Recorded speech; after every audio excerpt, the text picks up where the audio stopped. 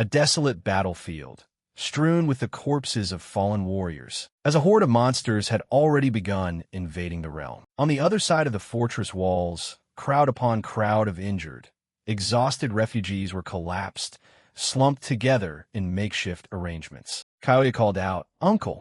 But before he could finish his sentence, a hand shoved down on his head, cutting him off. "I told you to call me Big Brother." Looking totally nonchalant and scruffy, he added, "Or at least just call me by my name." This was the F-rank hunter, Tsukishiro. Kaoya frowned in dissatisfaction and scolded him. Is it really okay for a hunter to go around punching civilians like this? He was someone who hadn't awakened yet. After Kaoya Hidaka heard what he said, Tima said in a low tone, "An F rank with 0 talent, someone who hasn't even gained a single skill over the last 20 years. What can an uncle like you actually do? A real hunter should be someone like him." The person he was referring to stood majestically on a high platform. The SSS rank hunter, Kakeru Amamiya. All the events of the past were being recounted. 20 years ago, monsters surged out from gates that had suddenly appeared. The heroes appeared and wiped out the monsters. The ones who saved our world from the brink of destruction were none other than those chosen by the system. That hero was Kakeru, hunters who had acquired special powers. Aside from him, there were many other highly capable hunters. Among them, those who possessed overwhelming power were known as the Last Ones, who fought tenaciously to halt the extinction of humanity. The group of hunters was confronting a terrifying monster, but among the monsters, there was a faction possessing absolute power called the Demons, and their strength went far beyond. Returning to reality, 5 elite figures stood facing the wall. Right now, under the relentless onslaught of the Demons, humanity had been pushed back to its final line of defense. Kakeru's eyes darkened with gloom as he spoke. 6 out of the 11 Last Ones have fallen, leaving only 5 of us, and the demon forces are closing in on our final defense line. He continued speaking with firm resolve. But we still have one final chance. A chance to turn all of this around. The hourglass in her hand slowly floated up into the air. The temporal gate was activated, opening up and radiating a blinding light. Kakeru stood on the high platform, explaining the door behind him, a one-of-a-kind item that creates a portal to travel 20 years back in time. Point of regression. Kakeru closed his eyes and made a momentous decision. Only a single person can pass through that gate. Someone has to go back 20 years ago to stop the demon invasion. Tenma was completely shaken, thinking to himself, 20 years ago, that was right when the demons were preparing for their invasion. He sounded out everyone's opinion. So then, who should go? A voice yelled out, "Amamiya." The refugees were crying and wailing, unanimously shouting to nominate Kakeru. The only person suited for this was the strongest SSS rank hunter. It could only be him. They pleaded with all their might. "Please, please change the past." Kaoya spoke up thoughtfully. It must be nice to go back in time. He gently teased the boy. 20 years ago? You were just a kid back then. Besides, even if you really went back, what would you even do? Kaoya's eyes glistened as he shared his inner feelings. Well, how could an unawakened person or an F-rank hunter ever get the chance to regress? If I could go back, I just want to see my parents' faces one more time. Upon hearing that, Tenma reached out and patted Kaoya's head as a gentle comfort. The crowd below cheered in unison. "Amamiya, Amamiya." The female mage placed her hand on Kakeru's shoulder and asked gently, "Why don't you accept it?" Her eyes were soft with encouragement. "You're the only one who can go back. Defeat the demons and save the world." He listened to her words of encouragement and nodded, taking on the heavy responsibility. "No matter what price I have to pay, I will change the future." Kakeru's eyes suddenly widened in horror as he realized a sudden danger was plunging down upon them. He dropped into a battle stance and yelled out in panic, "Watch out!" Black demon energy rained down like a torrent, slamming straight into the spectator area and the podium. The female mage braced herself to cast protective magic, and a barrier materialized to safeguard everyone. On the outside, the demons launched a fierce, relentless assault, causing the swelling barrier to grow weaker by the second until it completely shattered. She thought to herself in terror, "No way. Was the barrier broken through that easily? The demon energy completely pierced through the barrier and crashed straight toward the ground at wind-shearing speed. The massive mass of black energy plunged straight toward Tenma and Kyoya's location.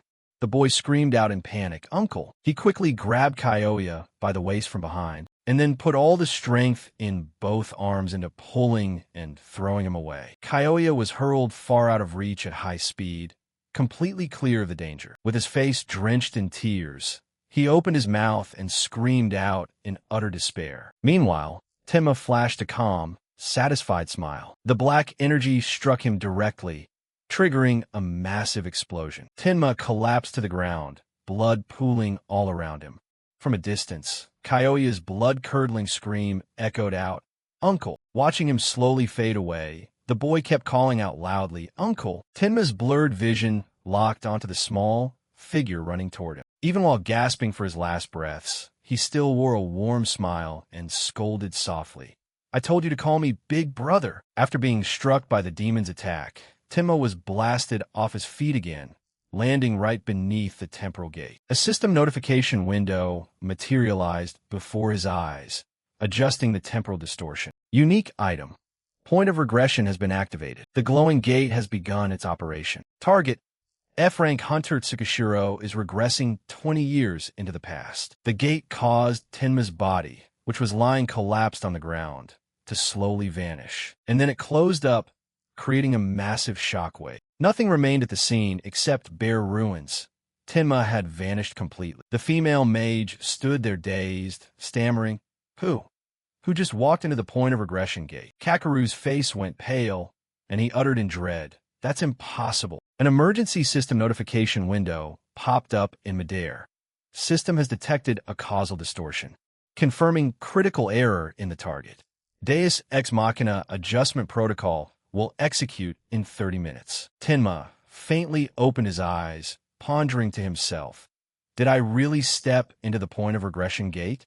Even if a bottom-tier F rank like me regresses, there's no way I can stop the demons. What is this? This red system window." The system screen stabilized once more. Regression successful. Please check your current status. He raised his hand and tapped check. Could this be the status screen displaying Tenma's stats from the past? Status name: Tenma Tsukishiro. Age: 24 level. 2 rank. F trait: none skill. None these stats. He stared blankly at the status board. Am I really? Tenma couldn't believe this was real. Asking himself, am I really back in the past? His eyes widened in sheer shock when a sudden sound rang out. Tenma immediately rushed toward where the noise came from. That sound. He ducked behind a massive tree trunk to scout out the situation. Behind the tree, Tenma cautiously poked his head out, fixing his gaze toward the source of the noise. With a tense look in his eyes, beads of sweat broke out as he analyzed the situation. A goblin. So I'm inside a portal? Damn it. Even after regressing, am I still terrified of a mere goblin sublet? Tenma pressed his back tight against the tree trunk, thinking fast. To escape a portal, I either have to find the exit or complete the system mission. I don't have a single skill. Both of those options are practically impossible for me. What on earth am I supposed to do? The system notification popped up. He watched the timer as it began counting down. The remaining time. Suddenly, a razor-sharp blade flashed as it was drawn out. The goblin horde flinched in shock and raised their weapons in defense. They shrieked wildly to intimidate their opponent. The blade dashed forward at lightning speed, slicing the goblins to pieces. A goblin's head was severed and sent flying, hitting the ground and rolling over toward him. Tenma popped his head out from behind the tree in delight, waving his hand to ask for help. I knew it. There's another hunter here. If I asked him for help. But there was no hunter, only a steel-plated chulane, gripping a blade, dripping with fresh blood. Its eyes emitted a dangerous blue glow as they swiveled to lock onto him. The chulane headed straight toward the big tree where Tenma was hiding. Terrified, he covered his mouth with both hands and flattened his body against the tree trunk. That was a creature possessing skills on an entirely different level.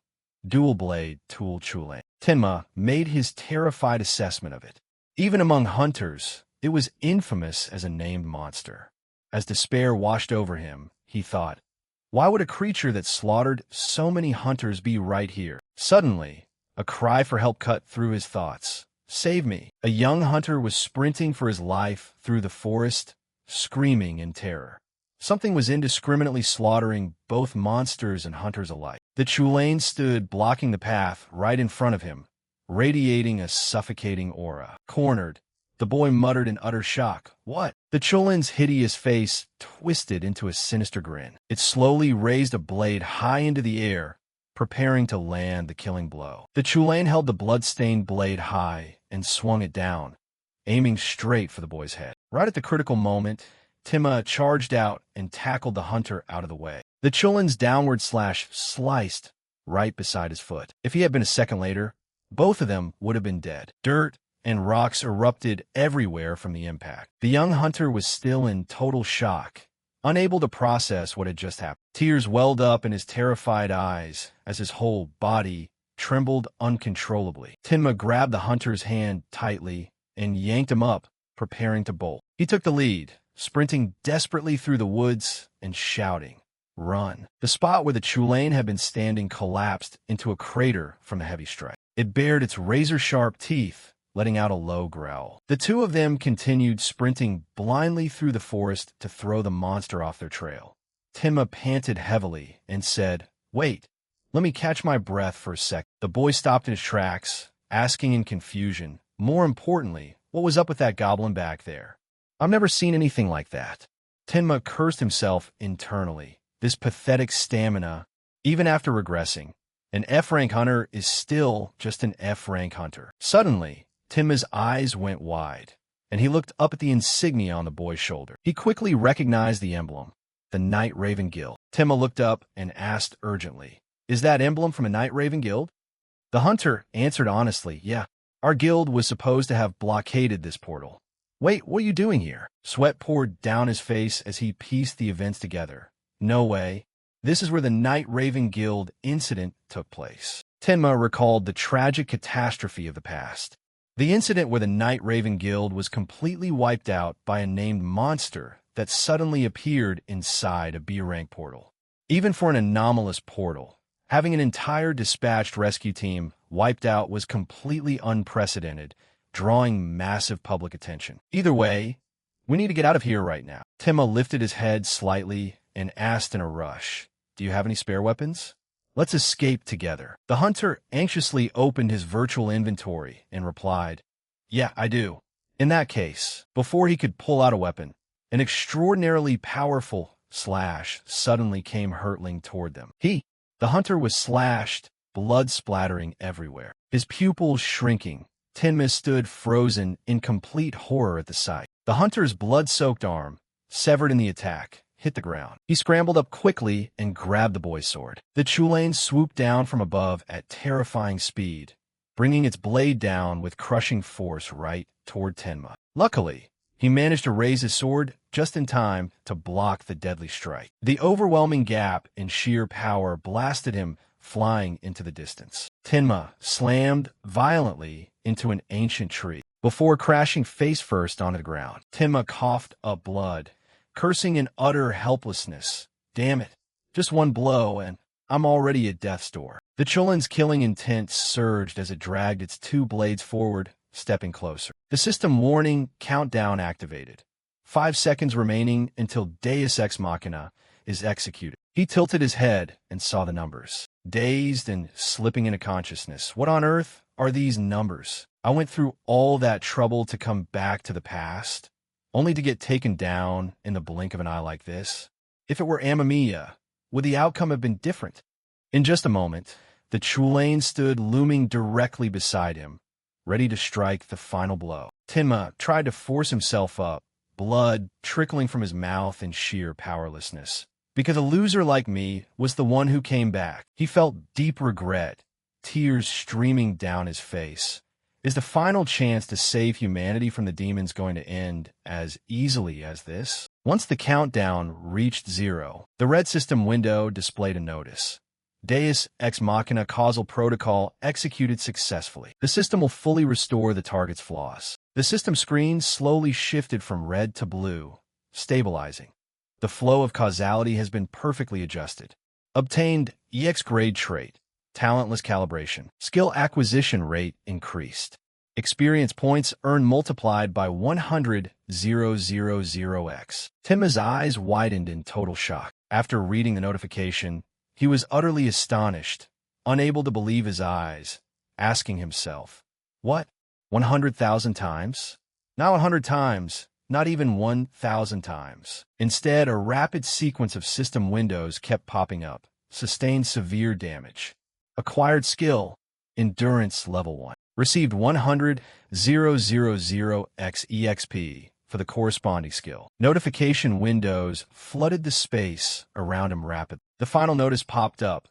You have acquired the skill Endurance Level 10. Timma was dumbfounded, bursting with newfound hope. The endurance skill that he couldn't raise by even a single level during his entire past life as a hunter had just hit max level in an instant. The system screen displayed the insane detailed stats of Endurance Level 10. Reduces incoming damage by 25%. Reduces pain sensation from damage by 30%. Allows movement even after suffering fatal wounds. Tenma gripped the sword hilt buried in the ground, gritting his teeth to push himself up.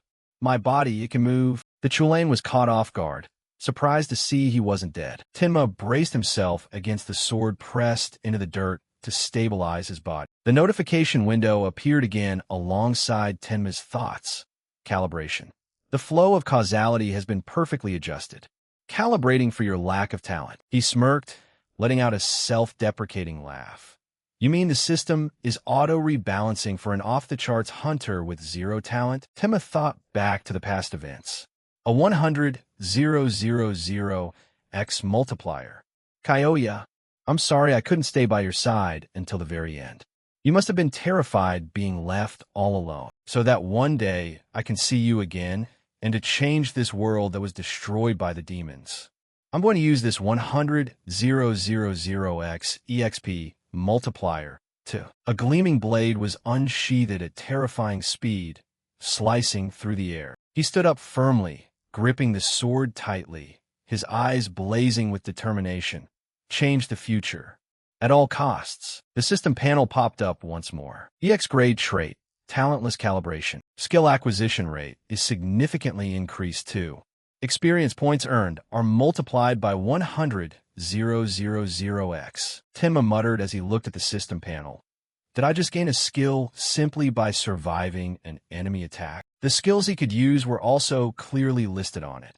Endurance Level 10 reduces incoming damage by 25%, reduces pain sensation from damage by 30%, allows continued action even after suffering fatal wounds.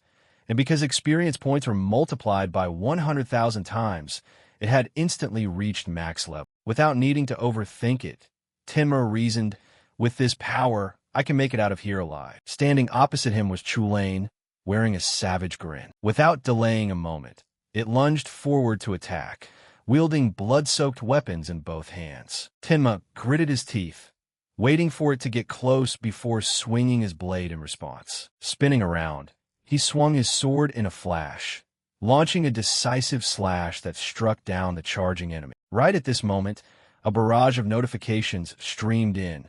Talentless calibration activated. 100,000 experience. Acquired skill.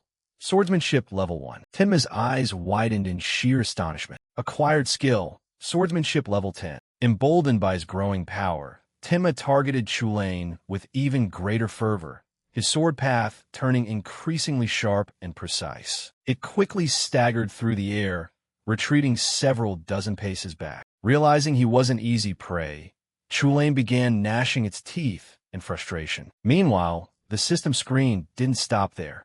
Swordsmanship skill has reached max level. Tenma gasped. Did my swordsmanship skill really hit max level already? His eyes could hardly believe the information right before him. Normally, skills are either innate or paid for in blood, sweat, and tears. Talentless calibration. This thing is downright insane. The more he thought about it, the more confidently he gripped the hilt, realizing that just acquiring this skill had completely transformed the feeling of holding a sword in his hand. Is this the sheer power of max-level swordsmanship. Just as he refocused his gaze on his opponent, it had vanished from his sight without a trace. Tenma looked around in utter confusion. Where did it go? As it turned out, Chulain had leapt high into the air to build momentum for an attack. The moment he spotted it, he fortunately managed to raise his sword just in time to block the deadly strike. The two swords collided violently, sending a shockwave rippling through the surroundings. Tenma glared up at it with eyes blazing with sparks. Endurance level 10, swordsmanship level 10, both activated simultaneously. The second he gained the skills, he poured even more fierce power into his assault against. Ultimately, Chulain was forced to push itself back into the distance. Chulain was equally cunning, knowing when to retreat and when to advance to keep from losing the upper hand. This posed a serious challenge for him. The power gap between both sides was too overwhelming. Defense alone wasn't going to cut it. What should I do to close the gap? Still eager for blood, it swung its blade once more, taking the initiative to attack. Tenma gritted his teeth, forced into a dilemma where he could only block without making any forward progress. He began calculating another scenario. At this rate, this will never end. I have to read its next move.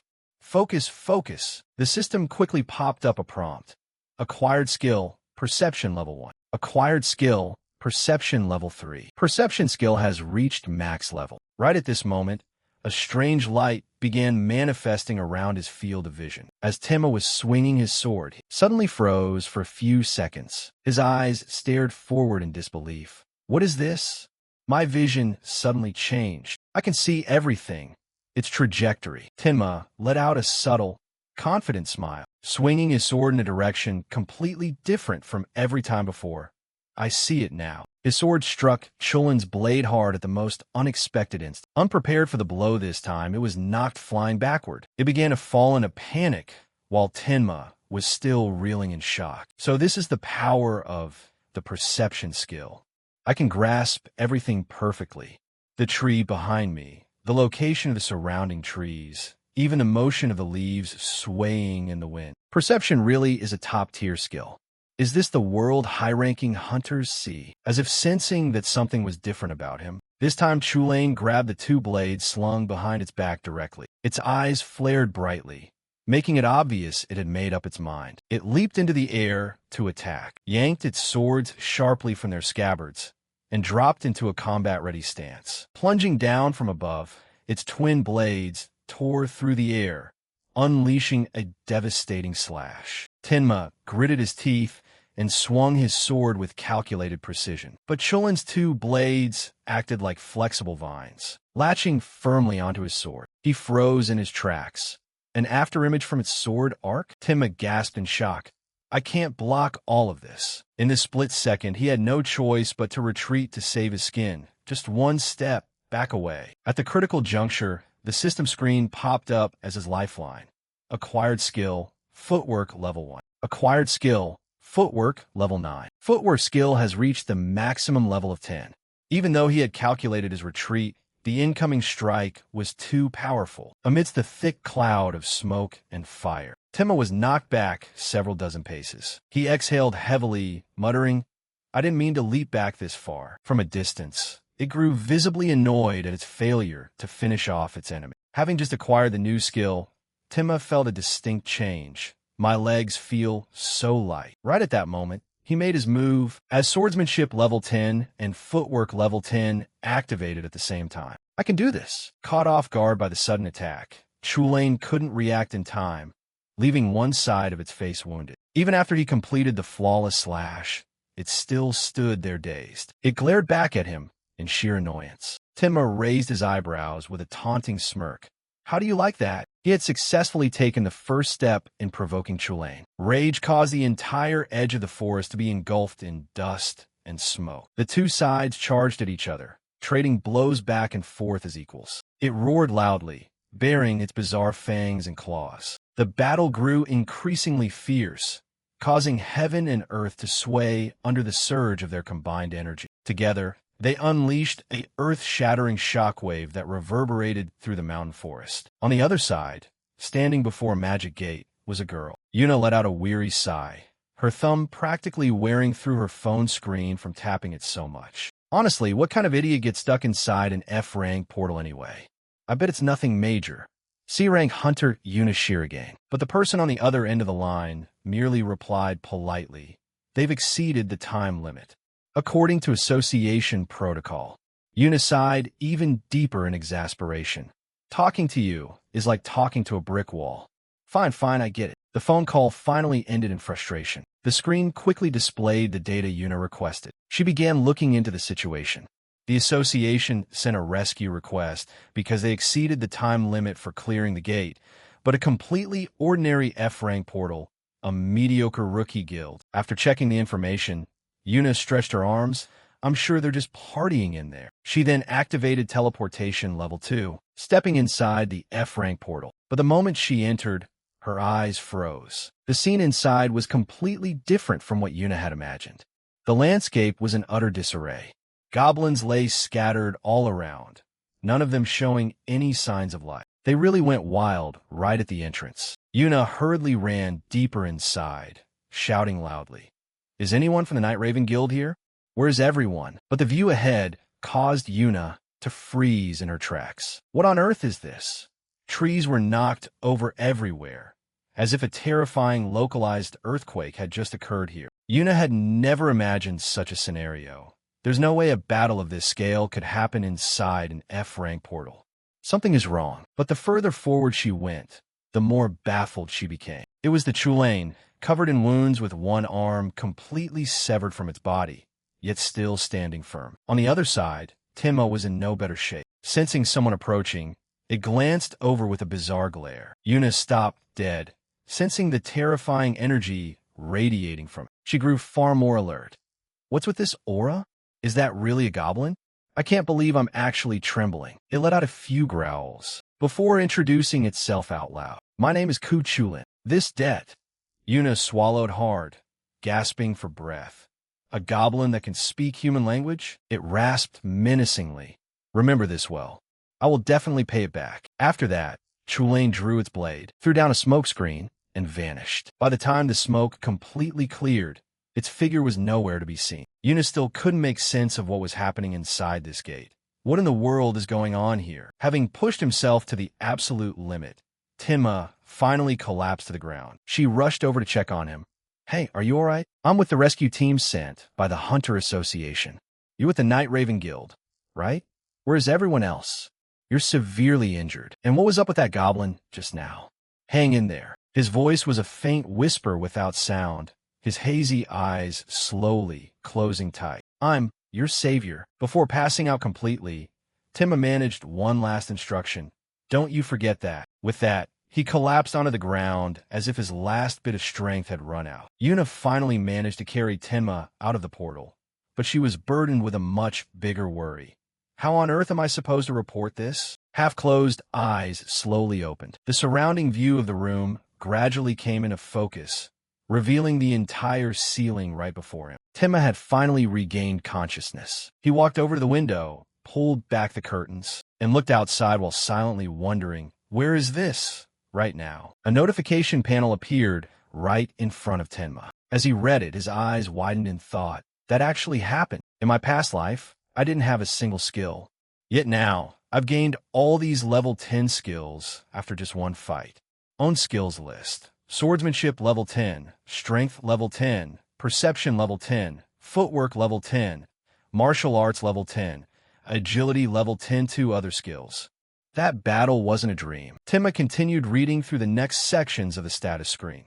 Status name: Tenma Tsukishiro. Age: 24 level. 2 rank: F trait. Talentless calibration: E. Talentless calibration. The only reason I could go toe-to-toe with a named monster like Ku Chulin is all thanks to this trait. On the info panel right now was the section explaining the trait description. Name: Talentless calibration rank. E effect: experience points earned increased by 10,000,000% special effect. Locked. Tenma read it and then evaluated it internally. The special effect is still locked. He paid particular attention to the figure of 100,000 times normal experience points. It was a balance patch granted to him precisely because he lacked any talent whatsoever. If Kakeru Amamiya had been the one to regress, Would the system have granted him the talentless calibration trait as well? No. How could someone who gained overwhelming power the moment he awakened ever need something like this? But then Timma let out a sigh and reminded himself, it's better to stop overthinking it. I'm the one who came back to the past. I need to focus on what I can do. Right now, his attention was pulled by a voice coming from behind him. You're finally awake. The person who walked in was none other than Yuna. Timma looked at her and thought to himself, so I gained a recovery skill while I was passed out cold? Hey, are you seriously going to ignore your savior? Another line of text appeared on the info panel in front of him. Natural regeneration, level 10, supernatural enhancement to natural self-healing ability. Timma frowned as he read this. So, I gained a recovery skill while I was passed out cold? Hey, Yuna called out again from behind. Hey, listen, are you seriously going to ignore your savior? However, Timma merely looked over at her and asked casually, who are you? Hearing this, Yuna exploded in anger. We met back at the portal. I'm Yuna Shiragain, a C-rank hunter from the Hunter Association. The Hunter Association? A C-rank hunter. I saved you after you passed out during that fight with the goblins. Looking at the business card she handed over, Timma finally remembered everything. I remember now. Kuchulin fled right after this woman showed up. In the original timeline, this investigation team from the Hunter Association was supposed to have been brutally slaughtered. For that reason, he spoke up in response. No, I'm pretty sure I was the one who saved your life. Yuna didn't refute him. Instead, she quickly agreed. Well, I suppose I admit that to a certain extent. A survivor from a Night Raven guild who was hiding out testified for you regarding how insanely powerful that dual blade Kuchulin was. Hearing this, a smile appeared on Timma's face. So someone else actually survived too. However, Yuna added, and that's precisely the problem. The association has decided not to officially recognize you as the one who defeated that goblin. You know what your rank is like. After listening to her, Timma brushed past her while replying, and that's precisely the problem. Yuna hurriedly chased after him, laying out what was going to happen. The association has decided not to officially recognize you as the one who defeated the goblin. Timma glanced back, thinking silently to himself. The demon's goal is to step out from the gates and rule the real world. Kuchulin showing up in an F-rank gate definitely has something to do with them. He slowly revealed a truth. The demon's goal is to step out from the gates and rule the real world. But Yuna hastily cut in with other information. I can't let them catch on that I was the one who interfered with their invasion. Letting the demons lurking in the real world get information on me isn't a good idea. Timma looked at her as he answered. For the money. He spoke while stepping outside, the door shutting behind him with utter decisiveness. Left all by herself, Yuna couldn't help but ponder in confusion. Kuchulin showing up in an F-rank gate definitely has something to do with them. Outside, Timma was walking down the street. He looked at ordinary people going about their business, then glanced over at schoolgirls laughing together. A smile formed on his face. The world before its destruction. An era so full of life. Walking a bit further, Timma arrived at his destination. He stood before his apartment door and punched in the passcode. Timma then slowly stepped inside. He scanned the apartment and remarked, finally back home. Nothing's changed. Next, Timma sank into the chair, making himself completely comfortable. However, his face was deep in thought. Timma reached his arms up high while thinking, to change humanity's tragic fate of destruction, what should I do? Normally, the heroes of the association would be taking action right now to uncover the truth behind the Night Raven Guild incident. Right, if I head over there. Wait, am I stupid? The incident's been wrapped up, so it's as if it never happened. He then opened the notification panel once more to look at it. Timma kept thinking, ever since the moment this trait was granted. Name, talentless calibration, rank E, experience points earned effect. The past really has changed. I'm the only one who can do this. A fierce determination ignited in his heart. I'm going to get stronger than anyone else. I have to stop the incidents that accelerate the world's destruction. I used to be a loyal reader of Hunter Monthly, so I know most of the major events, but I can't remember the minor details clearly. Damn it. Unexpectedly, in the very next second, Timma's eyes widened as he remembered something. He thought back to the past, right? When my perception skill activated, The way I perceive the world completely changed. What if I could enhance my memory too? Tenma pulled out a book titled Advanced Quantum Mechanics for Professionals. Tenma began his study process, starting from that book, a bit too simple. But if I apply my brain and read, maybe I'll gain a memory-related skill. His eyes skimmed through the lines of text. But it wasn't long before Tenma chose to give up. I don't understand a single word. What the hell am I even doing? Might as well just forget it. Out of nowhere, the system popped up a notice. High-level intellectual activity detected. In the very next second, a series of upgrade notifications flooded around Tenma, finally settling into a single line. Intelligence skill has reached max level. Tenma stared at the line and couldn't hold back a smile. Actually worked. He began operating the notification panel. The text written on it read, Magic Mastery increased by 25%. Overall magic power increased by 10%. Mana increased by 10%. Tenma read it and noted internally, it's not as dramatically noticeable as the perception skill. Wait, if I use both intelligence and perception at the same time to recall the past. Specks of light instantly materialized around him. Tenma was pulled into a different realm. The info panel displayed instructions. Accessing subconscious memory bank. Activating perception, level 10. Activating intelligence, level 10. Tenma closed his eyes once more, recalling many things in his heart. Remember, everything I built up in that dying world. Everything manifested like a film strip. And those movie frames quickly enveloped Tenma. As the skill triggered, a barrage of notifications streamed in. Memory retrieval skill has reached max level. You can now perfectly recreate memories buried deep within your subconscious. Only then did Tenma open his eyes. He was still inside the library. A smile crossed Tenma's lips now that he had achieved his goal. All right, that's exactly what I wanted to recall. Afterwards, at a coffee shop, the time was approaching 3 p.m. Tenma smirked, feeling a bit lighter inside. My bank account passcode is finally unlocked. Being dirt poor is the only thing that hasn't changed since before I regressed. The cashier announced in a completely mechanical voice, Your drink is ready. Tenma sipped his coffee as he walked. He sat down a spot far from everyone else and remarked, I feel like I'm alive again. Everything starts from here. The demons are hiding in the city. I'll find and eliminate them before they get any stronger. My first target should be the growth demon.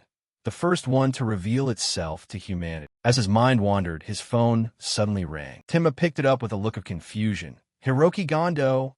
Who's this? In the end, he decided to answer hello. The caller kicked off the conversation in an extreme rush. Hey, filler guy, we're getting ready to harvest the magic items. Get over here right now. Sake Sochi City. The moment he finished speaking, the system triggered a prompt. Activating memory retrieval level 10. By now, Tenma remembered the guy's identity, the team leader from the temp agency. Back then, as an F-rank hunter, I scraped by filling in for short-staff guilds during gate raids. The urgent voice on the line barked again. Don't just stand there like an idiot. Get moving. Tenma replied at an unhurried pace. I can't make it. The refusal caught the caller completely off guard. What? Meanwhile, the reason he gave was rather absurd. I don't have enough money for a taxi. Once he said that, there was only dead silence on the other end. Next, Tenma caught a cab. Sitting inside the car, he muttered in bewilderment. Hanging up out of nowhere like that. Though he's definitely going to order a ride for me anyway. He then looked at his status panel and remarked with satisfaction, Very nice. The car sped down the road and came to a stop. Upon arrival, Tenma stepped out of the vehicle at a leisurely pace. His destination was a large group of people gathered up ahead. A deduction was made right then and there. Looks like I'll have plenty of opportunities to test things out. Cookie greeted Tenma with a grumble. You're way too late. Let's move, hurry up. If we miss the gate clear window, are you going to take responsibility? Bas guild leader, Deronk Hunter Cookie Kazama. However, his eyes were piercingly cold. This made Cookie feel instantly annoyed. What? You want to go right now? The system fired off rapid notifications. You have acquired the intimidation skill by threatening an opponent. Along with it was an explanation of the skill. Intimidation threatens the target, reducing all target stats by 9%. Only effective against targets of equal or lower rank than the user. Reading this, Tenma remarked with great satisfaction. Quite an unexpected reward. He approached Cookie and requested, Could you lend me some usable gear? He turned to his teammate and ordered, Just give him whatever. The guy quickly agreed. Got it, boss. Cookie gestured toward the gate. Follow me. The remaining members chattered noisily among themselves. The boss is nervous, isn't he? Once inside, they began slaughtering the monsters. The path quickly cleared up. At this point, the white hair guy demanded, Hey, clean this spot up, make it snappy. Another guy moved immediately after, Yes, sir. On the other side, someone was stabbing a knife into a goblin. The guy in blue struggling immensely. Tenma suddenly appeared from behind with a question. Got a spare dagger? The other party quickly handed over what he needed. Here, Tenma took over his task, carrying it out with effortless ease. This left the other guy completely astonished. Notifications popped up once more. Acquired skill, dissection. While the system stated concisely, acquired skill, dissection level 10. Tenma finally extracted the magic crystals, leaving the guy in blue thoroughly amazed. While Tenma himself smiled and gestured, Let's move. They took down countless monsters. When stopping to rest, a few members started chatting. Things went surprisingly smooth today, huh? Must be because everyone's in top form. The white-haired guy gestured again. Let's keep moving. What? Shouldn't you just focus on gathering? But upon closer inspection, Tenma and the guy handling logistics had processed the pile of corpses cleanly and meticulously. A few lines of notifications appeared. Demon wolf pelt preserved perfectly. Looking further, several other items were revealed. High-quality wolf fangs. The group was momentarily taken aback. Let's keep moving. Tenma walked alongside the logistics guy, chatting. I think the reason today's gate clear went so smoothly is that I used to take up way too much time before. He smiled and voiced his curiosity. How can you be so fast and precise, Tsukishiro? Unexpectedly, right before them stood a goblin. It was even holding a weapon. Tenma observed it and quickly realized. So one of them managed to escape. Meanwhile, the guy beside him gasped. That tattoo on its shoulder. He's definitely the squad leader. Tenma drew his weapon. A smile graced his face. This is exactly the kind of event I've been waiting for. The guy beside him quickly warned, Careful, Tsukishiro. You're a useless F-rank defective hunter who can't even kill a goblin. You're not filler. You're the hole in the team. The goblin gave them a look of utmost contempt. It turned its head and waved its hand. Immediately, several others materialized. Ultimately facing them now were 5 high-tier goblins. The logistics guy had long given up resisting. An F-rank hunter taking on 5 goblins. We're dead meat. The horde of goblins launched an attack right away. Tenma responded using his intimidation skill. His eyes turned red as strands of dark aura instantly radiated from his body. The goblin's eyes widened in sheer terror. System notification popped up. Acquired skill, intimidation level 4. One goblin collapsed to the ground. With every goblin that fell, Tenma's skill increased by 1 level. The next 2 collapsed, granting him level 7 in the skill. Finally, only a single one remained. By this time, it began to panic. Tenma, standing across from him, smiled with excitement. This intimidation skill is seriously amazing. He suddenly glanced back, and seeing that the logistics guy had literally fainted out of his mind, Tenma teased him. You still here? Oh well, guess I don't have to worry about anyone seeing this anymore. Right after saying that, he instantly lunged forward to attack. Even as he moved, notification windows kept popping up around him. He launched a relentless barrage of attacks, forcing the goblin back. After pushing it a bit, Tenma continued. All right, time for a quick little experiment. Meanwhile, his opponent was desperately trying to block his strikes. The battle dragged on for a few more minutes, and by the time there was a brief pause, the goblin's body was covered in wounds. Tenma looked at his weapon and evaluated. I thought fighting them would help me gain another new skill like last time, but it seems anything beyond the basic skills still requires real effort. Talentless adjustment makes learning basic skills easy, but that doesn't change the fact that I don't have a shred of talent. Realizing this made him slightly annoyed. Tenma delivered a decisive slash, ending the goblin's life. Its body instantly slumped to the ground. Right then, a notification popped up. Trait effect activated. EXP gained multiplied by 100,000. And another notification followed right after. Reached level 20. Tenma started thinking to himself, come to think of it, I never actually beat Ku Chulin, so I shouldn't have gotten any EXP. I didn't expect to jump straight to level 20 and immediately hit a level cap like this. A brief explanation appeared. Once your level is capped, You cannot level up any further until you complete your awakening quest. During this period, you will earn stored points instead of EXP. Awakening quests are unique to each hunter and appear every 20 levels until you reach the next rank. Both your level and EXP will be capped at their maximum limits. In short, until you finish your awakening quest, you will receive stored points instead of EXP. His finger tapped the status screen. Points received in place of EXP can be used to purchase items from the system shop. But then Timma was forced to pull his hand back, continuing to dwell on other thoughts. When is my awakening quest going to show up? Guess I just have to wait for now. I'll decide what to buy later. Easy now. Time to butcher the monsters. Only then did the logistics guy sit up. He was greeted by the sight of monsters lying scattered all over the ground. He couldn't believe his eyes at all. The goblin leader and all the other goblins too? He immediately asked Tenma, "What happened here?" He replied with a lie. "Someone else took them down.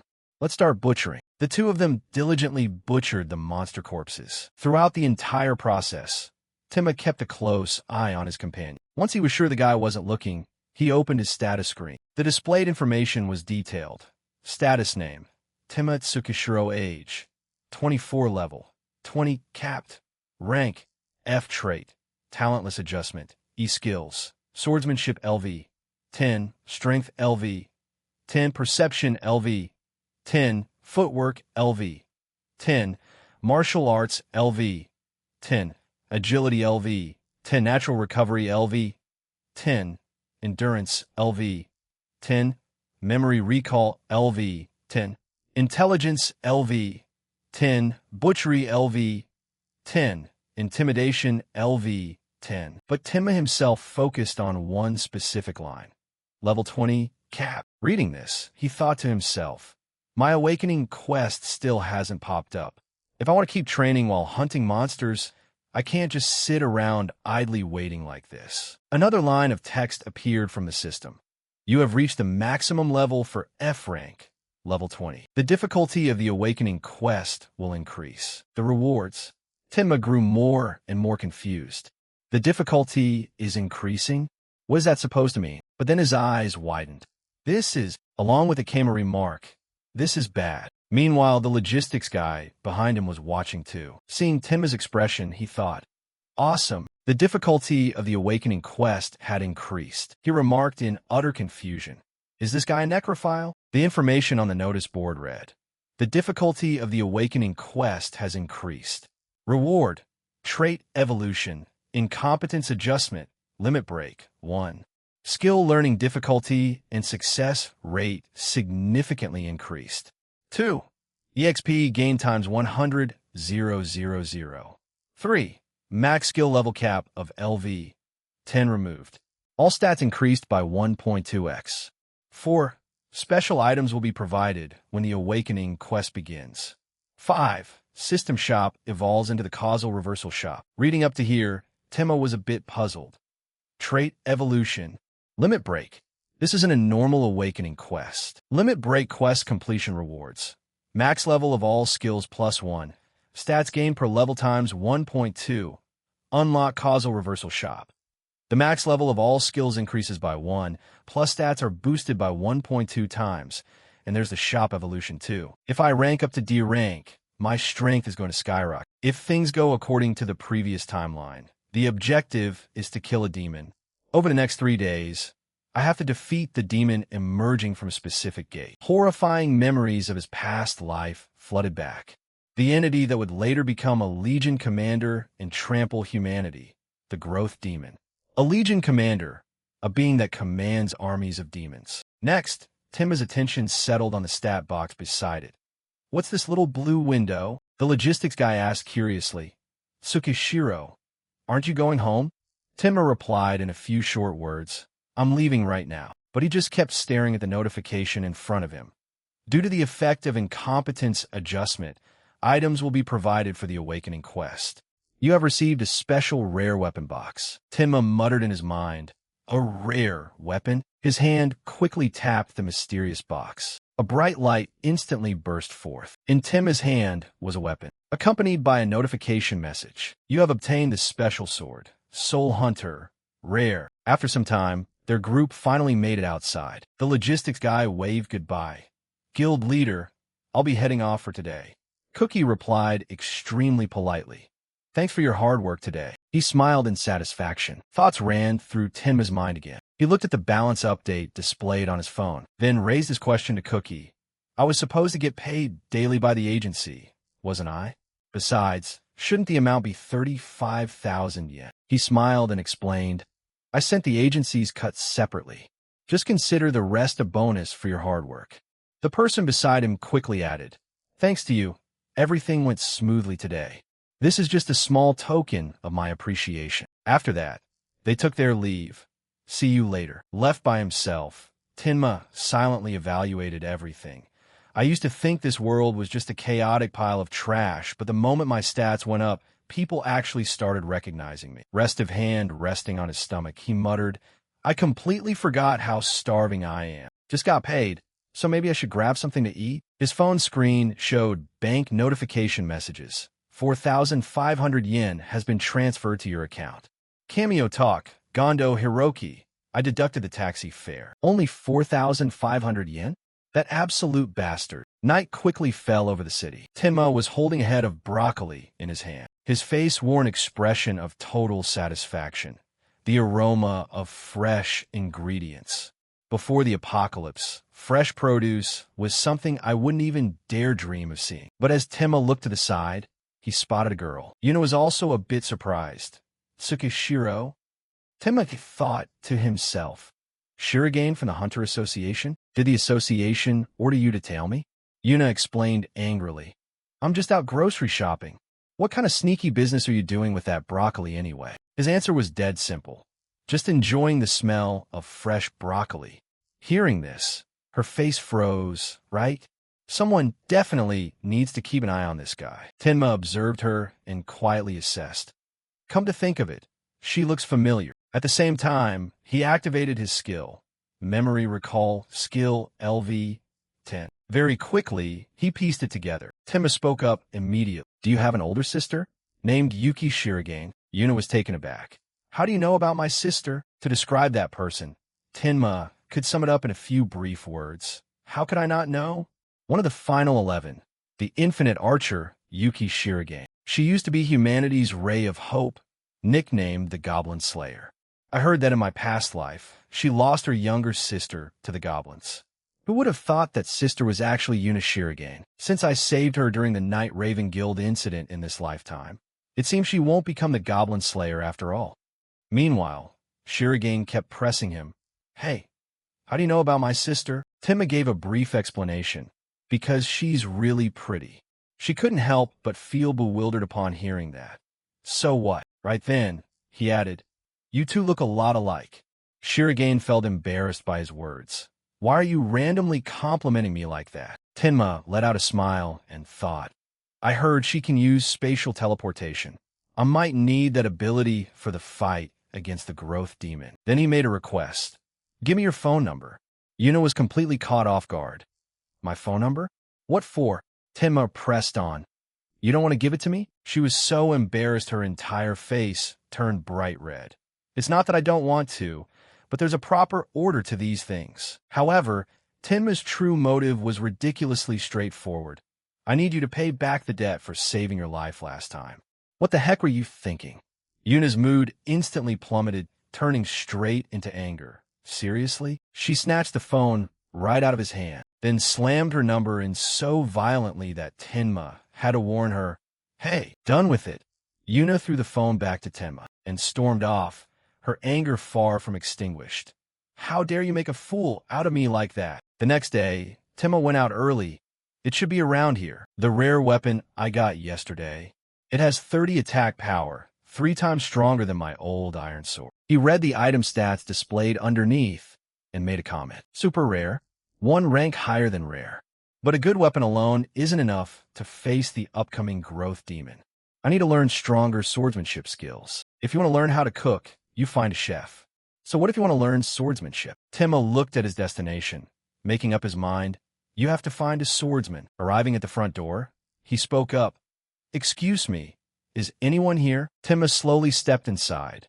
The door was unlocked. To defeat that demon, I need a core skill capable of dealing massive damage. The swordsman living in this place is the one rumored to have split a mountain and cleaved the sky in two with a single slash. He was once humanity's beacon of hope, a hunter who embodied countless miracles. That man was none other than the sword saint, Teo Kirishima. Teo scratched his head, speaking in an utterly lazy tone. Give me a break, will ya? Showing up at the crack of dawn like this. Then he slowly walked over toward Tenma. Tenma widened his eyes, feeling extremely nervous. He's coming. The lights were turned on. Tenma was a bit surprised to see numerous sheets of paper scattered at his feet. Teo let out a long yawn. Unhurriedly, he spoke. You're a fan, right? He asked a simple question. Where do you want me to sign? In someone's story, Teo was constantly swinging his sword, and people even said his blade parted the sky and split mountains in half. This man was the sword saint, Teo Kirishima.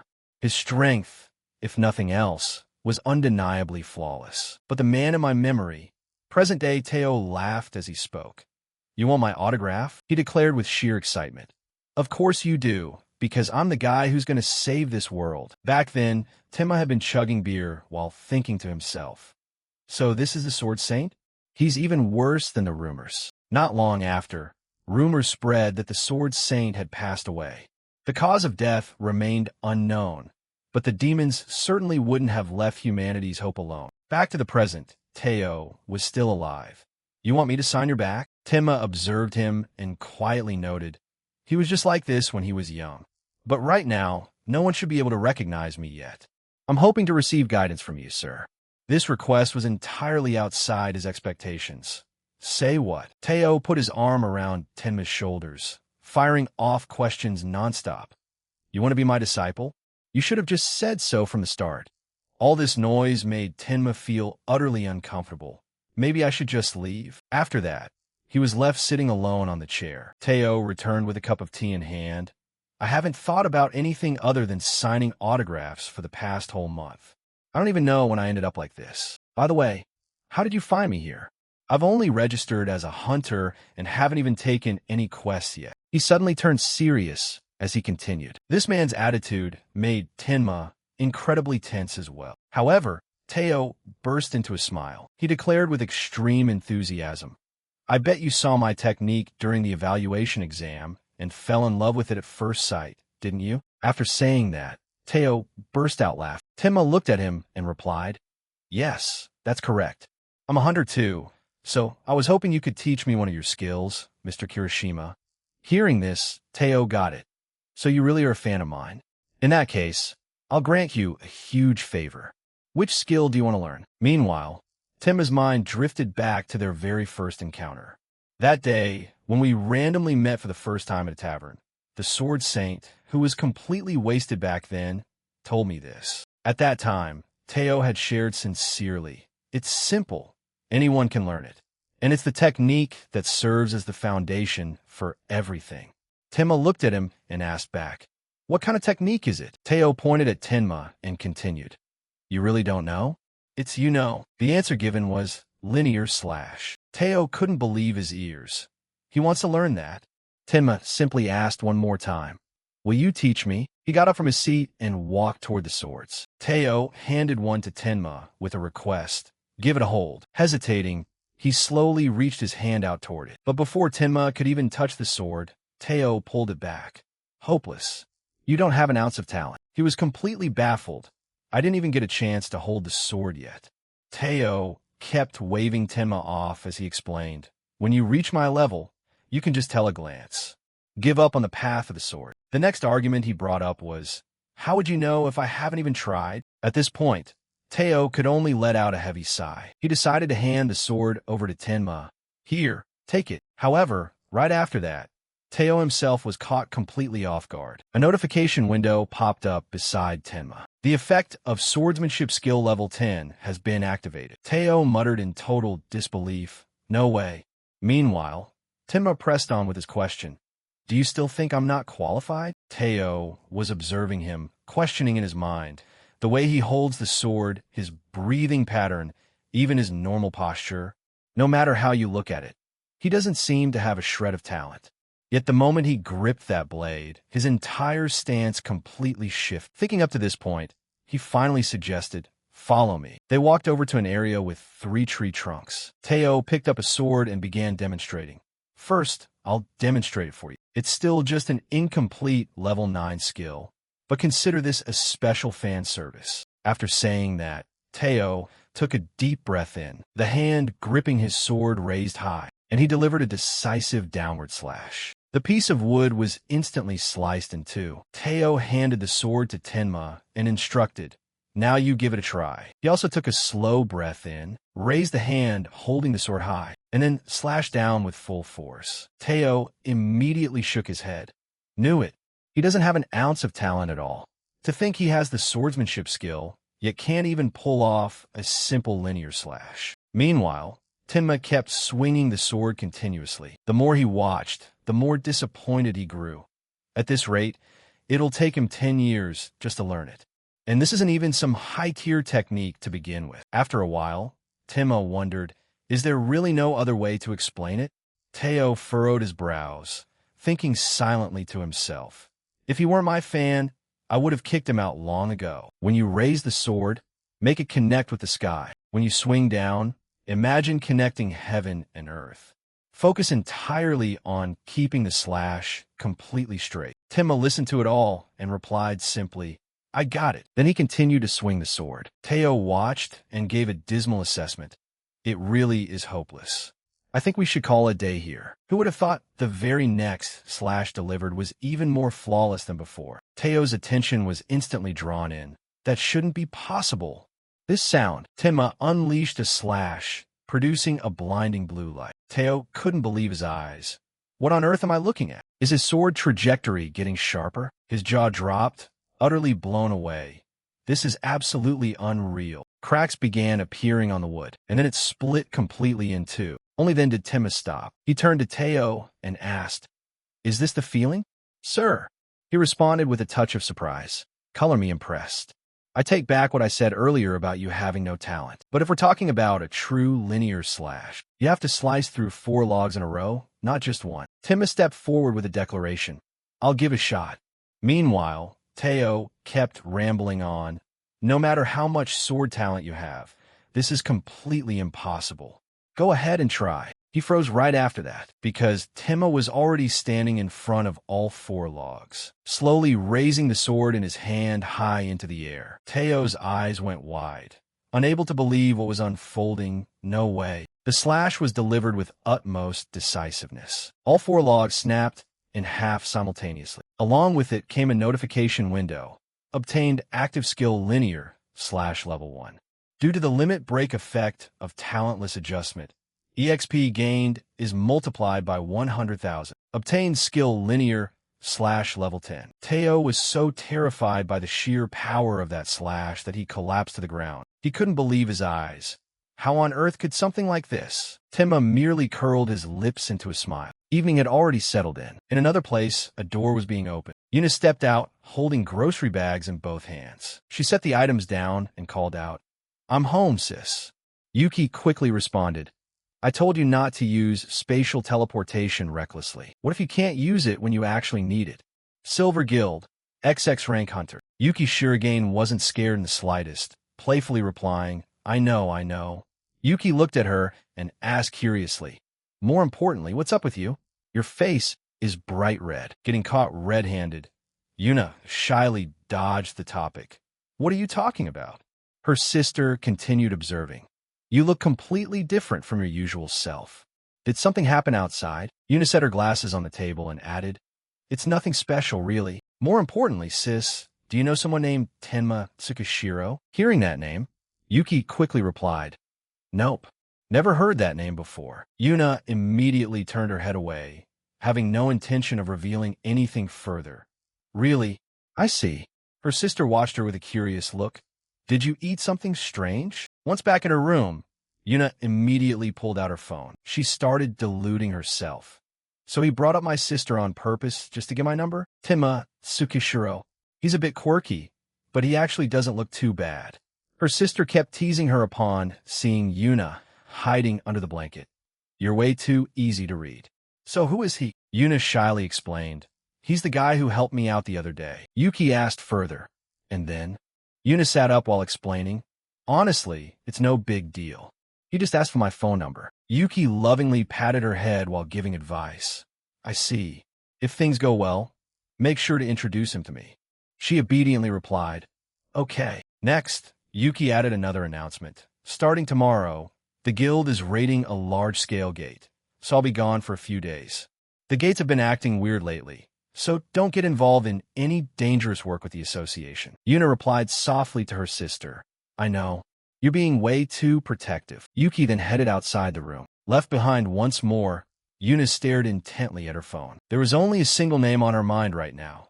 Tenma Tsukishiro. Meanwhile, he was standing in front of the logs that had just been cut in half. A series of notifications appeared. Learned active skill / rare. Skill level reached level 10. Reached maximum level. Tenma finally let out an extremely satisfied sigh.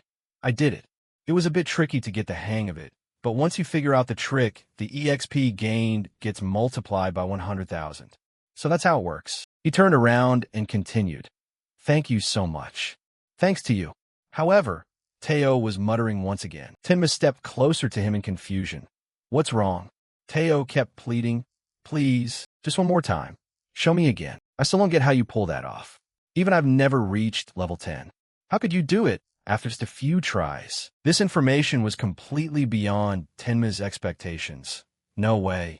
Did I really surpass Kirishima's //? The skill information window appeared. Name, Kirishima style, / rarity. Rare level. 10 description. Created by swordsman Teo Kirishima. Level 10 additional effect. Can even cut through invisible objects. Reading this, Tenma secretly evaluated. Come to think of it, there's still one day left before the growth demon appears. While I still have time, I should learn as many swordsmanship skills as possible. Teo was still constantly begging. Please. Tenma agreed without hesitation. I'll show you. He couldn't believe his ears. Really? Tenma continued, setting a condition. In return, could you show me a few of your other skills as well? My name is Tenma Tsukishiro. Teo was moved to tears. He lunged forward and gave Tenma a tight hug. Master, from this day on, you are my master. I'll teach you all my skills. This overwhelming enthusiasm made him feel a bit suffocated. All right, let go of me first. The forest then bore witness to large-scale techniques. Teo was currently unleashing a skill. Kirishima style. Form 121.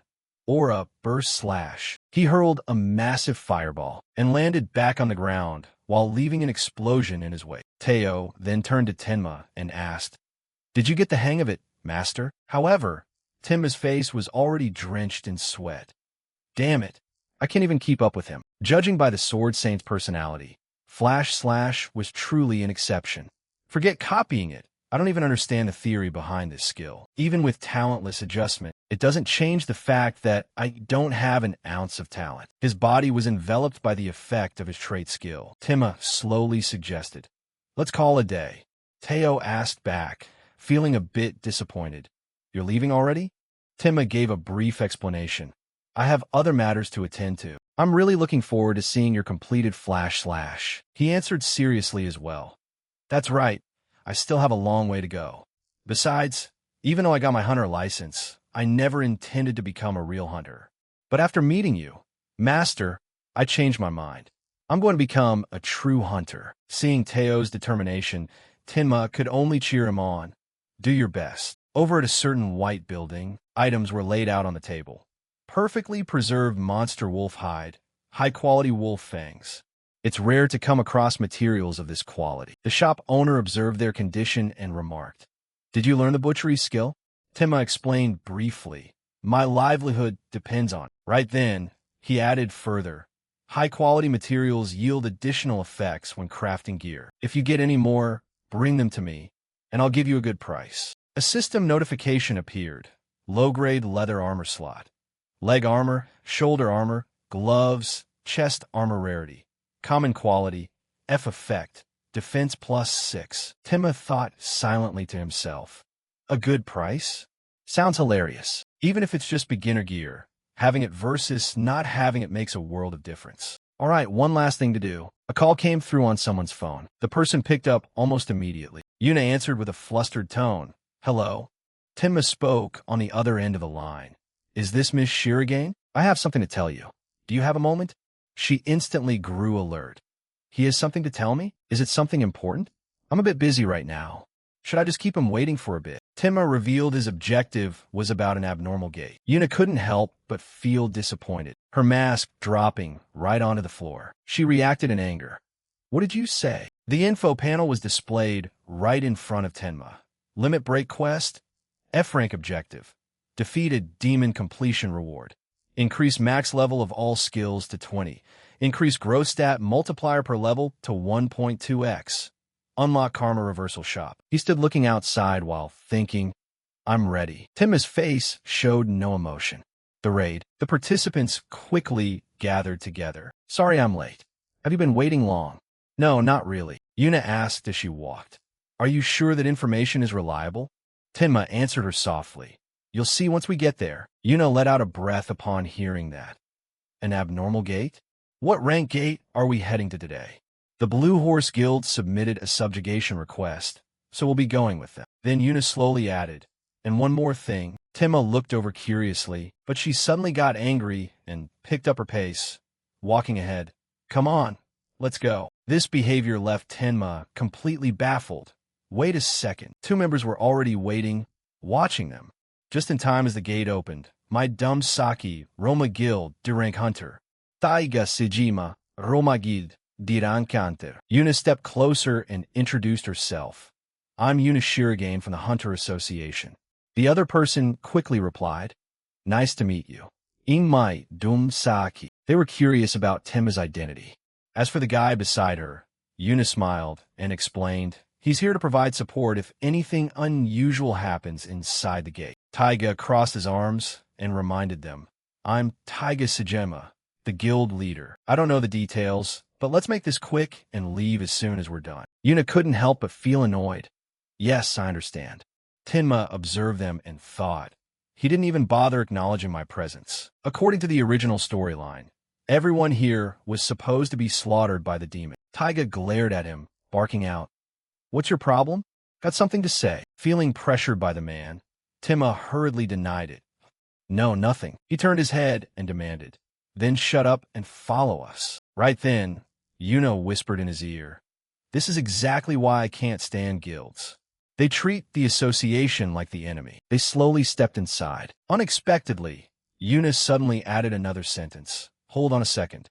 Before we go in, I'm going to measure the gate's energy. She activated her ability, and a purple domain of light spread out before their eyes. Yuna furrowed her brows slightly, muttering under her breath. All right, after finishing the check, she reported, It looks like there aren't any abnormal signs at all. Are you really sure about this? Tenma unhurriedly replied. If nothing happens, though, you'll have to take full responsibility. Yuna was momentarily caught off guard upon hearing those words. She responded with a smile playing on her lips. I'm 100% sure. Fine, I'll trust you. Inside the gate, Yuna and Tenma walked side by side. She looked at the expanse before them and remarked, So beautiful. Tenma tightened his grip on the weapon in his hand and thought to himself, Somewhere in this forest, the boss is probably hiding. His face was a picture of intense focus. There's a growth demon here. Their group continued pressing forward. Right then, Taiga turned back and gestured, Hey, don't wander off too far. It'll be a pain if something happens to you. Yuna smiled outwardly, but was cursing up a storm on the inside. He's got a terminal case of Hunter syndrome. A scrub D-rank daring to order a C-rank around. Meanwhile, Taiga and his group were laughing and joking among themselves as they walked. Tenma observed them and quietly noted, He doesn't realize that right now, while he's still growing, is actually the happiest time of his life. Hunters who jump from F rank to D rank often delude themselves into thinking they'll become the strongest one day. From F to D, from D to C, they think they'll eventually reach those high peaks. But the ones who actually make it to S rank are true anomalies. Just then, an alert shouted out, interrupting his train of thought. Monsters up ahead. Immediately after, a pack of white wolves emerged. Taiga and his group instantly took up battle stances. Silver wolves, there are 3 of them. He signaled the others.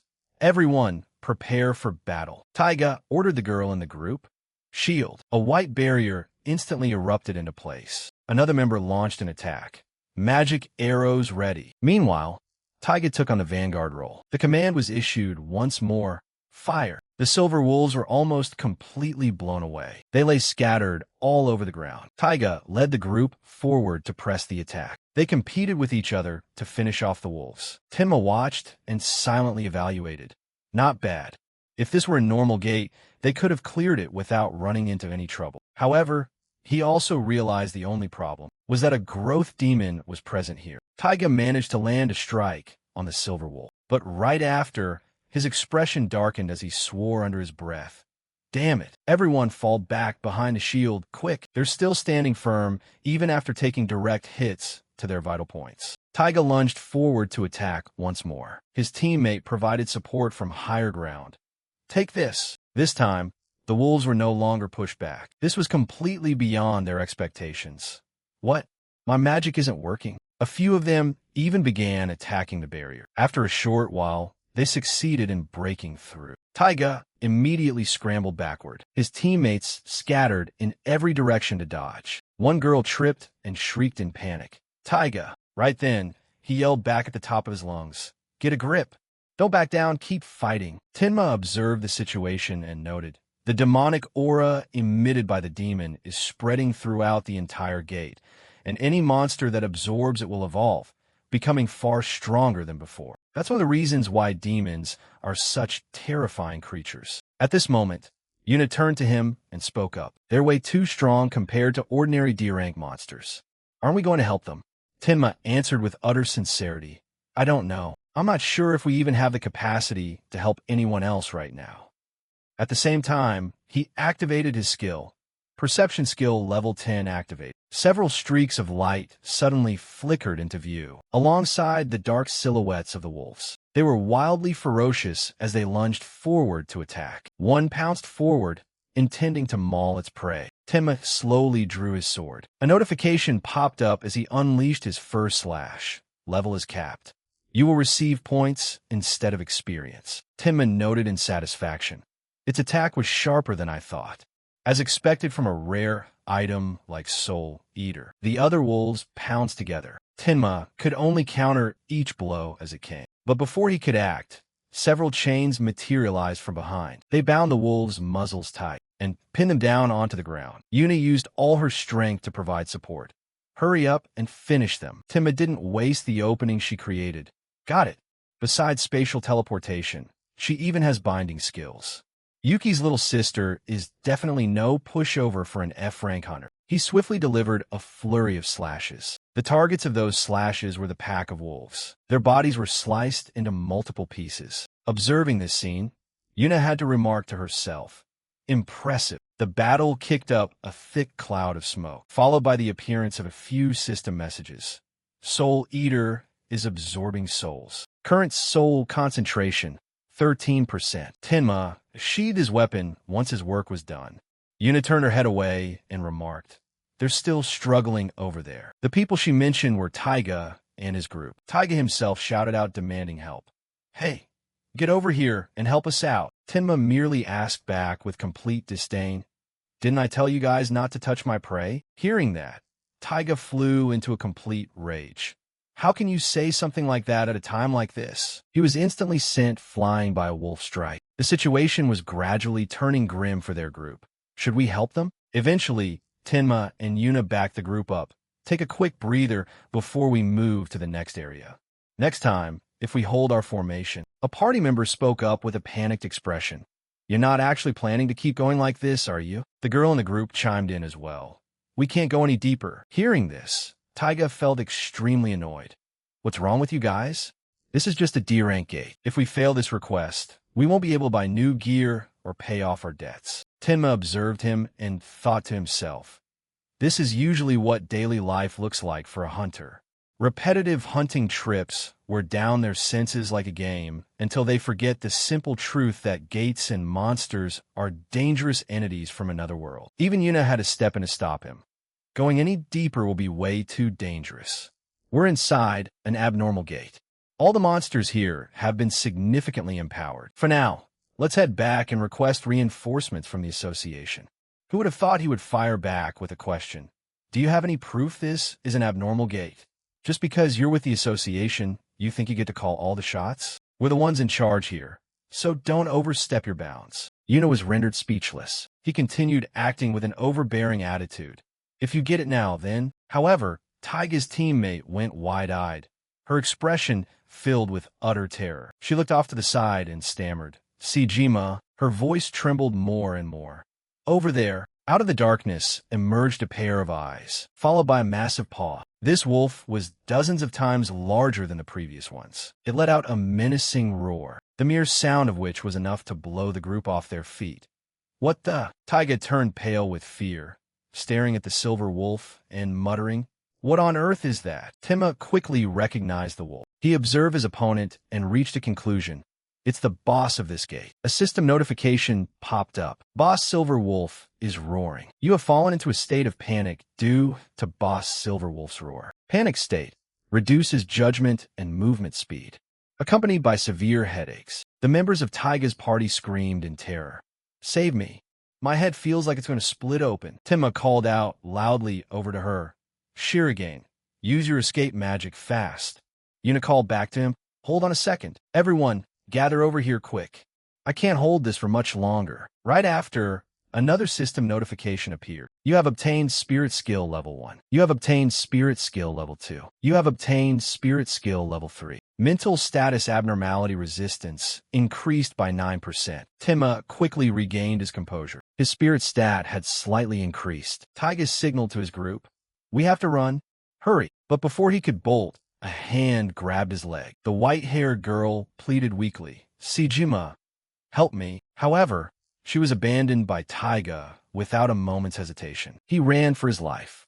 Tenma observed his movements and thought to himself, "If I run here, I won't get any help from the escape magic anymore. I have to stop them." Then he activated the effect of Intimidation Skill Level 7. His eyes immediately turned glowing red. A system notification popped up instantly. Surrounding targets have fallen into an intimidated state. Taiga tumbled to the ground, face planting hard. Right then, Yuna signaled to them, "Gather here fast.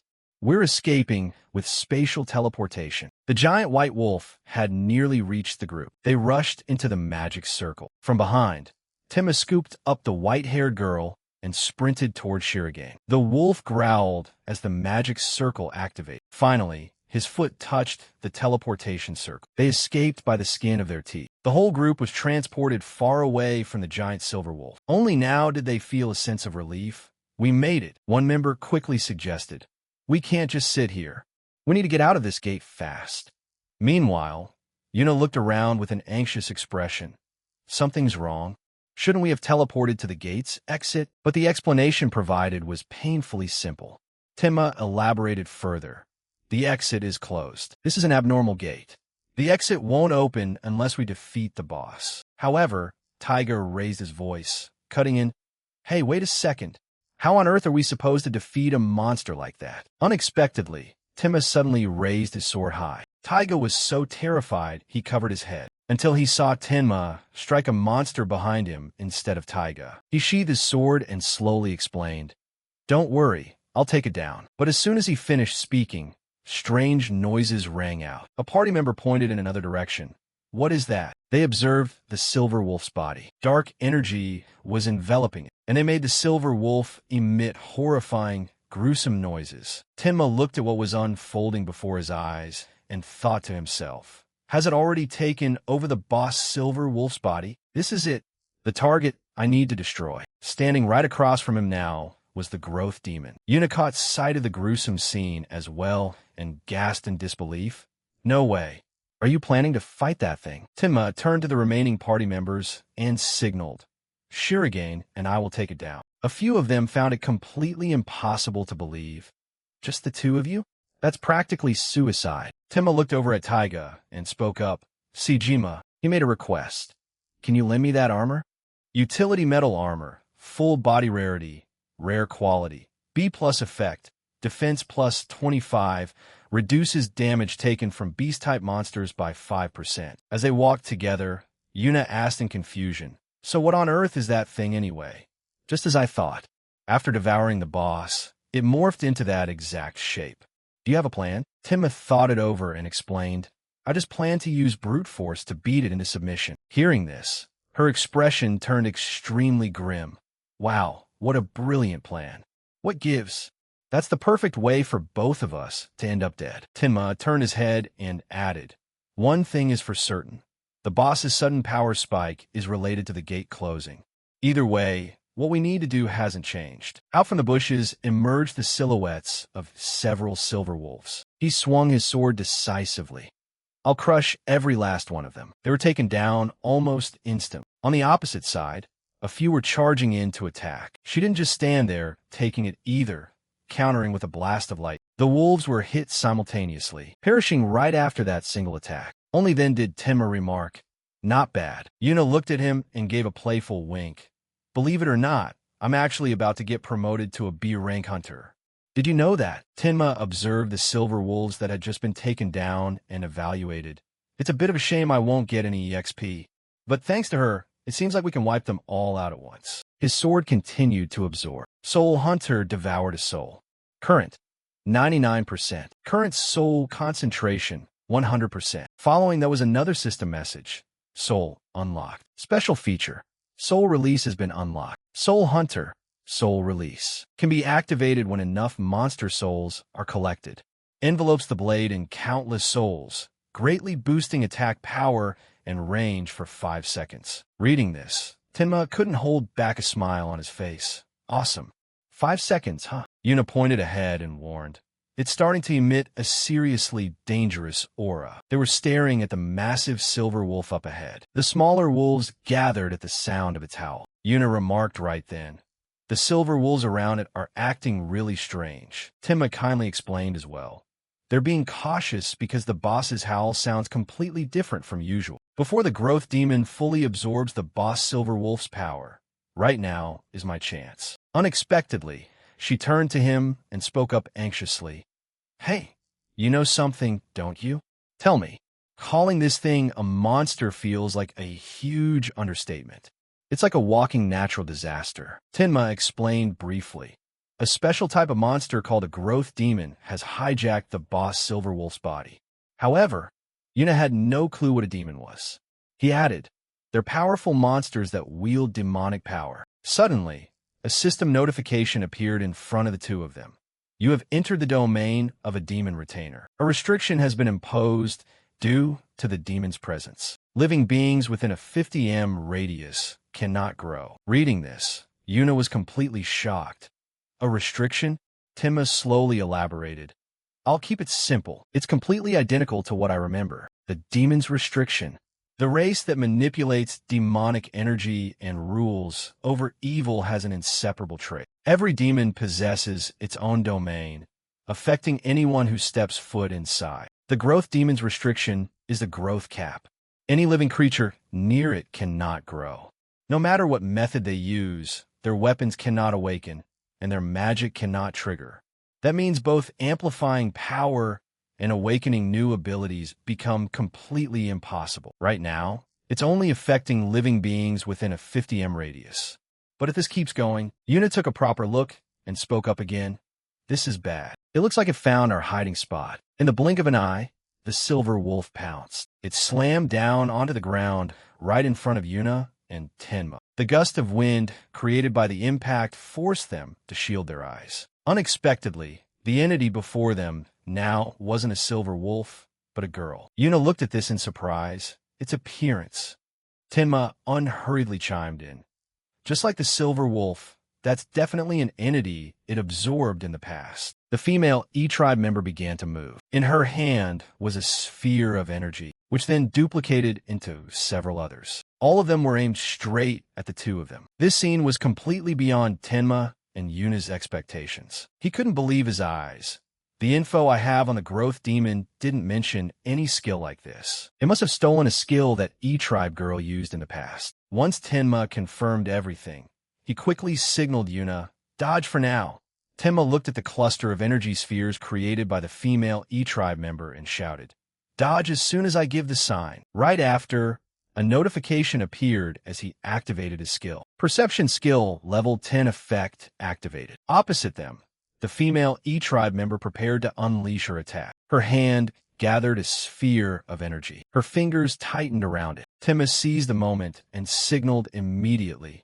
Now, the female E-tribe member blasted those spheres straight at. Over here, Tenma and Yuna split into two directions. As he moved, he triggered. Agility skill level 10 effect activated. Footwork skill level 10 effect activated. Martial arts skill level 10 effect activated. Afterward, Tenma landed safely on the ground. He let out exhausted breaths, evaluating silently. I had to use 4 skills at once just to barely dodge it. Then he looked down at his equipment.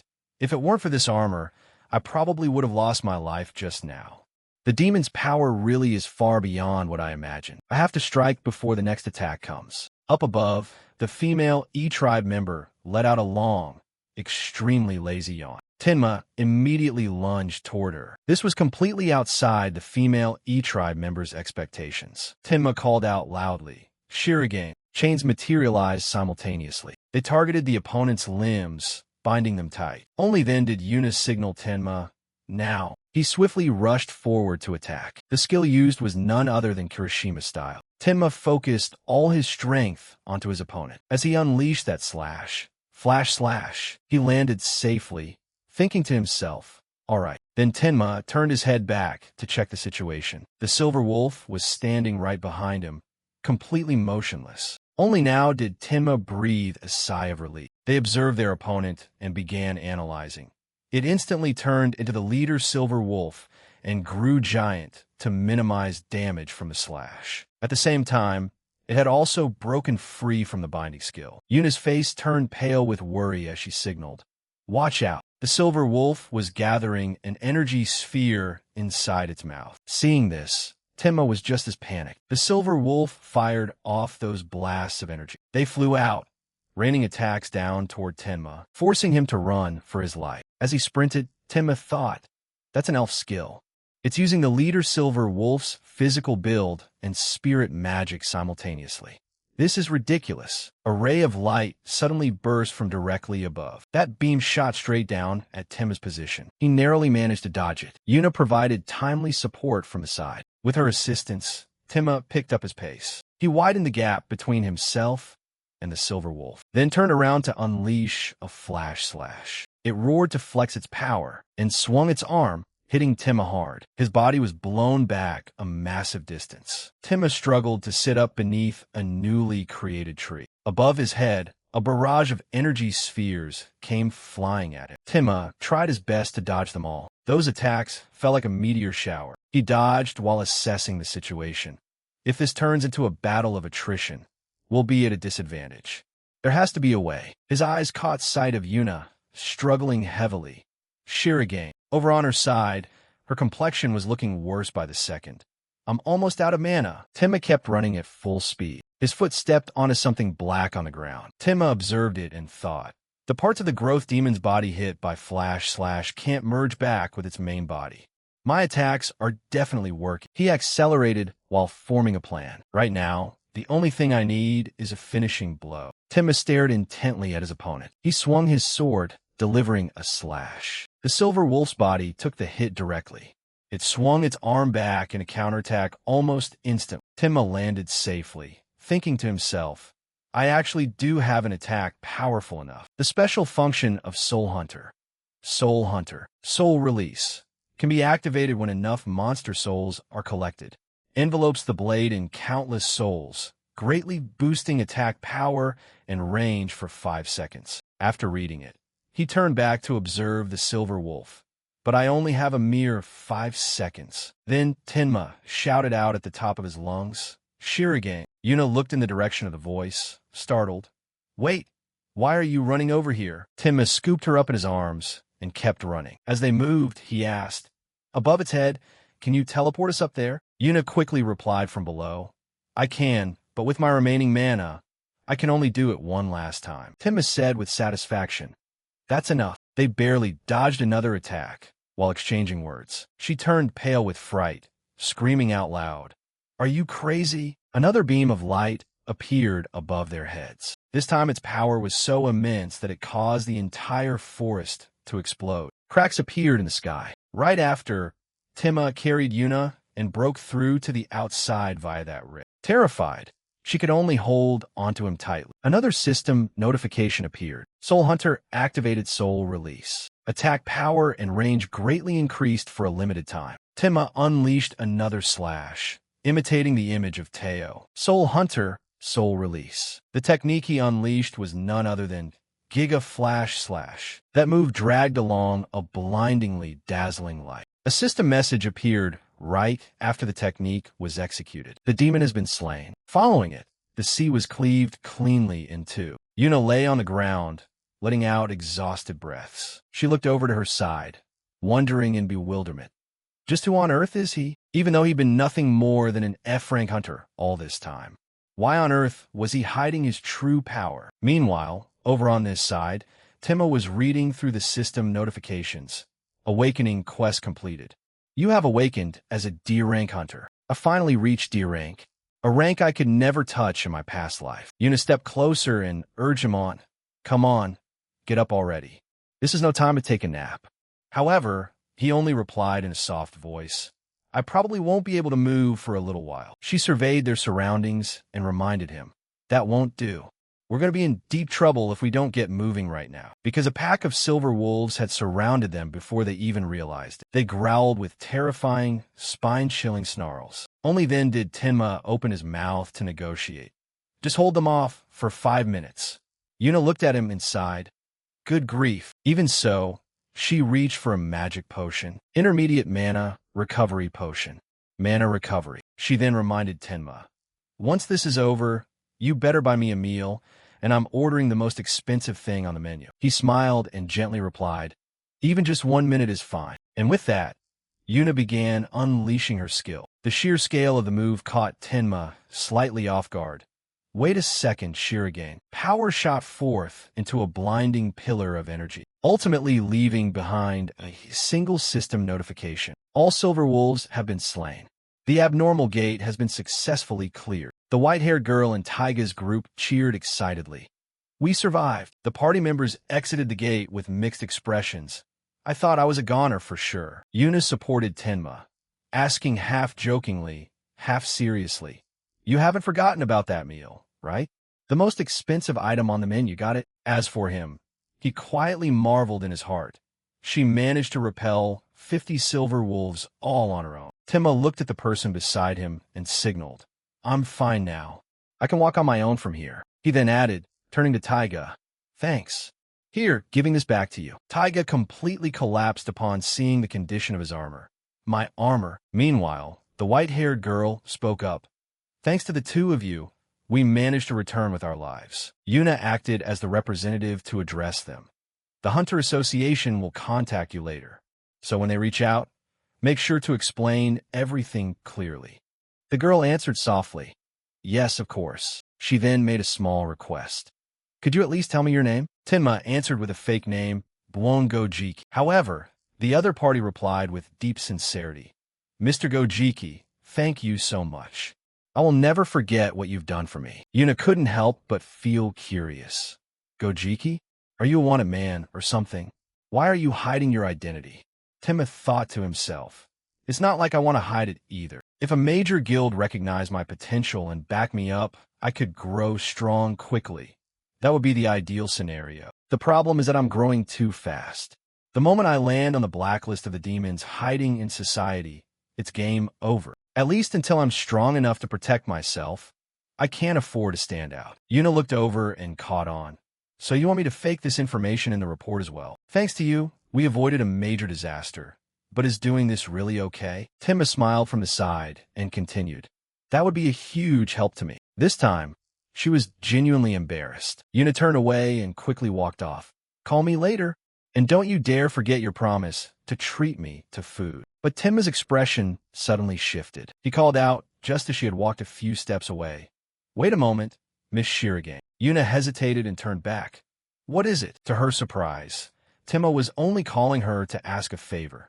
Could you use spatial teleportation to take me home? I'm wearing this outfit, so... Yuna was so embarrassed she snapped. She decisively teleported away by herself. Time skipped to the next day. A system notification popped up the moment Tenma woke up. Natural recovery skill, level 10 effect activated.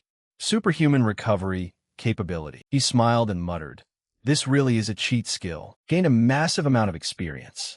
Natural recovery skill, level 10, plus 35%. Gaining 35% after just one night's sleep. I defeated a demon and reached D rank, and now my skills can push past level 10.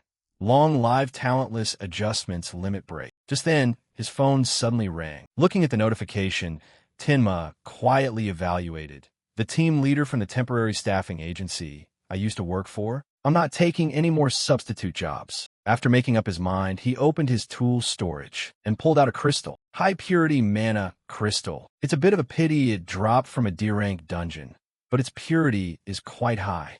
It should sell for around 500,000 yen. He continued reading through the other quests. Limit break quest target. Defeat a demon. 1/1 completion reward. Max level of all skills +1. Attribute growth per level times 1.2. Unlock causal shop. Quest completed. Max level of all skills +1. Attribute growth per level times 1.2. Causal reversal shop unlocked. Tenma continued operating the screen. This doesn't look like an ordinary shop at all. He selected the new interface. Causal reversal shop important notice. Once your level reaches the cap, you will receive points instead of experience. You can use accumulated points to shop here. All sales are final. Currently, only the consumable item shop is available. Weapons and accessories will be added later. However, Tenma paid special attention to a different line of text. Treasure acquisition potion. The system has never given me anything that put me at a disadvantage. For now, I'll use the 500 points I have to buy it. The moment he tapped select, a potion bottle appeared in his hand. Treasure acquisition potion. Normal rank effect. Reverses cause and effect, guiding the user to treasure. Duration, 1 hour. Tenma inspected it and quietly evaluated. Money is a crucial weapon for conquering gates. Looks like drinking this won't hurt. He then took a sip, feeling his body change afterward.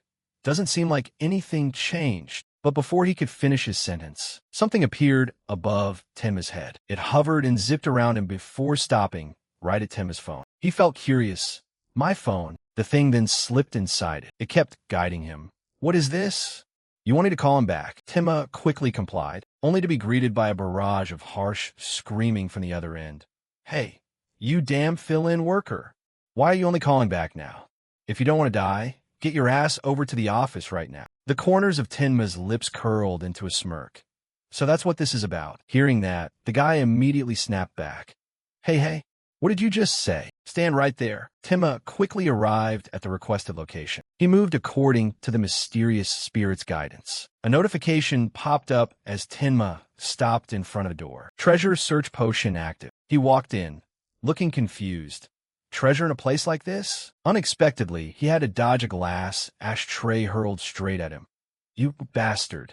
You're just a useless space filler. Treasure in a place like this? Treasure search potion active. We lost a massive deal because of you.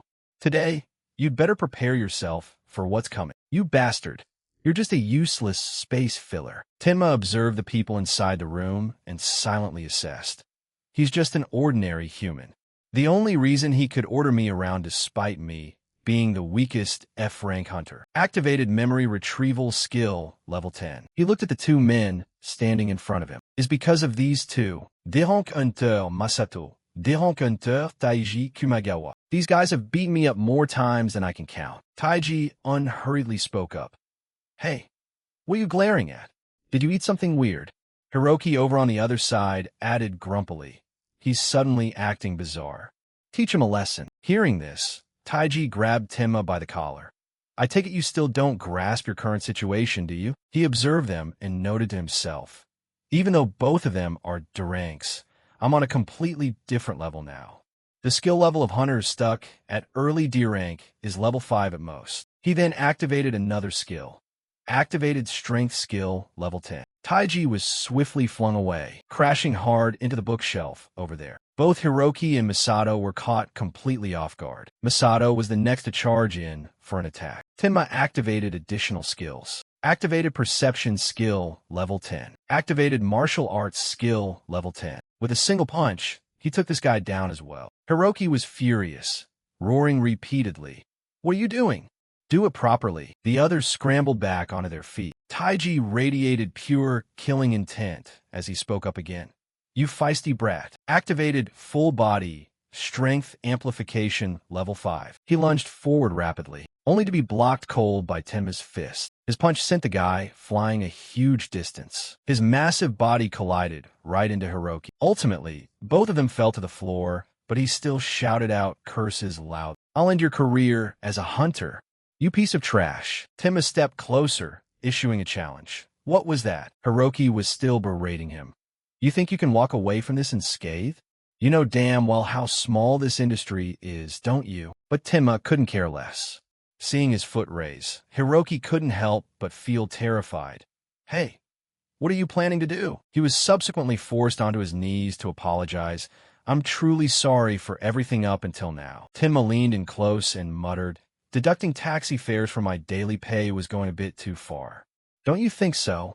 Hiroki was so terrified he could only obey meekly. "I am terribly sorry. From now on, I will cover all transportation expenses." Meanwhile, Tenma was looking around to search. Is there really money hidden here? Guided by the spirit, he quickly understood. "You mean you want me to look inside this bookshelf?" Tenma stepped up to the bookshelf and slid several books aside. A safe swiftly came into view. Tenma unhurriedly noted, "Is it this one?" Hiroki began to panic. "Hey, what are you doing?" He merely turned his head to glare at him. Shiroki caved instantly. "I'm sorry. Besides, that safe has a multi-layered 20-digit password. No skill in this world can open it." However, the spirit slipped right inside the safe. With its assistance, the passcode was entered rapidly. All passwords decrypted. Tenma reached out, tapping according to the instructions. "Is there something in here that will lead me to the treasure?" He muttered and slowly input 723. Finally, the safe clicked open. Hiroki was still in complete shock. 723? How did you? The item inside that caught Tenma's attention was a key inlaid with a mana crystal, capable of opening gates C rank and below. It would sell for no less than 1 million, even on the free market. I guess earning 1 million counts as acquiring treasure. But isn't this practically robbery? Not stopping there, Tenma noticed a few other things as well. Several sheets of paper with the contents. Yokohama Dungeon Survey, report minimum rank. D+, extremely high probability of containing a large quantity of mana crystals. Currently unregistered with the association and kept secret at the client's request. Strategic info. Contains a powerful mental type barrier at the entrance. Requires hunters to possess at least C rank mental resistance skills. Reading up to here, Tenma quickly realized, wait a second, I know this dungeon. If all goes smoothly, I can make an absolute fortune here. Hiroki pleaded desperately. That's a location I spent a massive amount of money preparing to conquer. Besides, a D-rank hunter can't even get inside, so please. However, Tenma flatly refused. Let me be the judge of that. The door suddenly swung open, revealing a person's figure. Well now, Kayasuk spoke up slowly. I didn't expect someone to get here before me. Tenma looked at him, unable to hide the surprise on his face. No way. This man is. This reaction left Kayasuk a bit puzzled. He asked as he stepped closer, Do you know who I am? Tenma raised his guard and glared at the man in front of him. Kayasuk Sengoku. In this ruined world, there wasn't a single person who didn't know that name. Kayasuk smiled and spoke again. I know who you are. The talentless F-rank hunter, Tenma Tsukishiro. That's what they call you around here, right? He glanced toward the safe. Tenma held up the stack of papers as he spoke. Is this what you're looking for? Kayasuk scanned a few lines and confirmed. How on earth did you figure that out? However, Hiroki raised his voice to stop them. Don't touch that. Anything but that. Kayasuk muttered a reply upon hearing this. Honestly, he struck the back of the man's neck hard, knocking Hiroki unconscious as he collapsed to the ground. Kayasuk looked at him and continued. Why did you lie and say you didn't have it?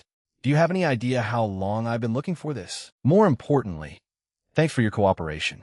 I'd like to express my gratitude properly another time. Call this number in a week. Tenma accepted the slip of paper with a look of disbelief. Are you serious? Sengoku's business card, because what he knew about this man was that he was a C-rank hunter and the leader of an information network in the ruined world. A man called both a hero and a monster. The person who predicted the demon invasion thanks to his overwhelming information network. Kayasuk was now walking slowly toward the door. He paused just as he was about to leave. A remark was thrown out. "You really are a very interesting guy." Kayasuk had an extremely serious expression as he continued. "I can't believe even I got fooled. Did you think I wouldn't notice just because the Hunter Association covered up? You're the one who resolved the Night Crow Guild incident, aren't you?" Seeing Tenma's panicked look, Kayasuk calmly reassured him. "I have no intention of threatening you, but I'm very curious about why you did it. The next time we meet, I'd really love to hear the whole story. See you later." With that, Kayasuk's figure vanished, leaving behind only a faint haze of smoke. Tenma flipped open the document and looked at the inbox on his system screen, secretly thrilled. Getting a business card from Sengoku is an unexpected stroke of luck. A sudden system notification popped up. "You have acquired the skill Luck Level 1. The system began to explain. "The chance of encountering good fortune has increased. Your luck in daily life will also improve." Tenma smiled faintly and thought to himself, with him around, making money is only a matter of time. On top of that, gathering information about the demons will become much easier. This really is unbelievable luck. A notification screen popped up. The effect of the treasure has expired. The blue light surrounding the document suddenly disappeared. He tilted his head, feeling somewhat discouraged. "Is it over?" Tenma quickly opened the item shop. The screen appeared in front of him. He looked at it triumphantly. "But I still have the talent acquisition potion.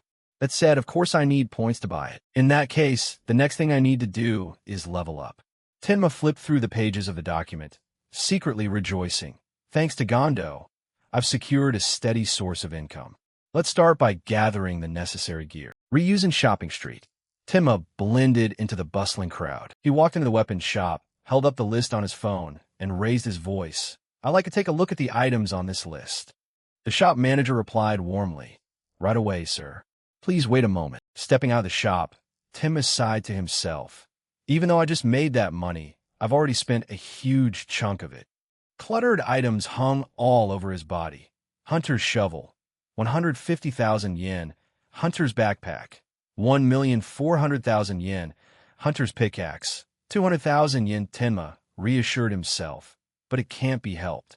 They're absolute necessities for the next dungeon. He looked at his phone, displaying his meager account balance. Tenma gave a bitter smile and consoled himself. "Yeah, this is just an upfront investment. All right, time to go earn some more money." Yokohama. The sunlight was gradually fading. Tenma was still busily digging away with his pickaxe. The layer of rock and dirt ahead crumbled away, revealing a door leading to a secret chamber inside. Tenma put on his backpack and stepped into the secret chamber, thinking to himself, "Instead of monsters, there's a mental barrier right at the entrance." Just like the document said. He looked ahead, on high alert. Something is preventing entry inside.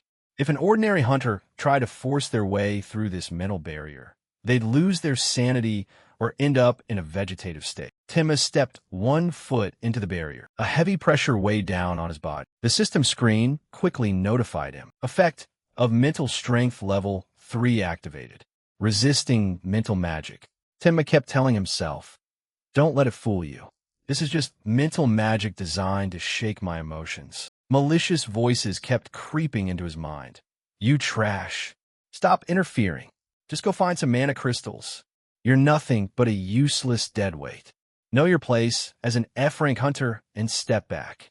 How dare someone like you call himself a hunter?" Tenma clutched his head, desperately trying to withstand. The negative emotions he had felt before his regression were crashing over him like violent waves. It felt as if he were being dragged back into those dark days. The reproachful voice echoed endlessly.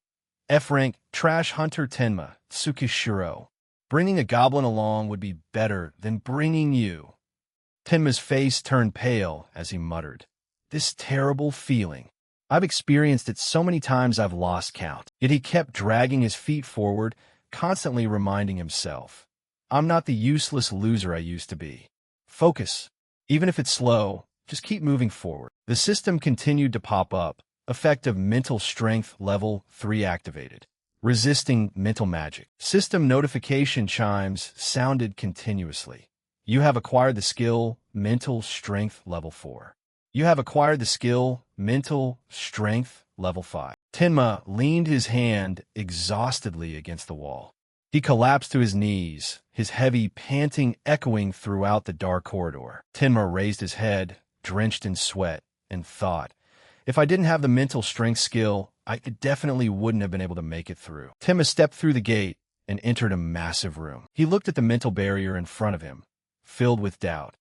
Has an even stronger mental barrier been set up beyond this point? Tenma warily surveyed his surroundings, confused.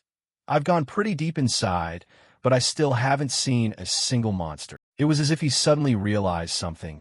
A D-rank gate with a mental barrier and no monsters. Could this place be? Skill memory search level 10 activated. Memories appeared around him like movie reels. Tenma was confused. The document said top C-rank hunters could reach it, but that was only true up to the entrance. Deep inside the gate was a barrier that even SSS rank hunters couldn't easily break. An even more terrifying mental barrier existed there. Precisely because of this gate was eventually taken over by a Demon Legion commander. It would be conquered by an undefeated demon.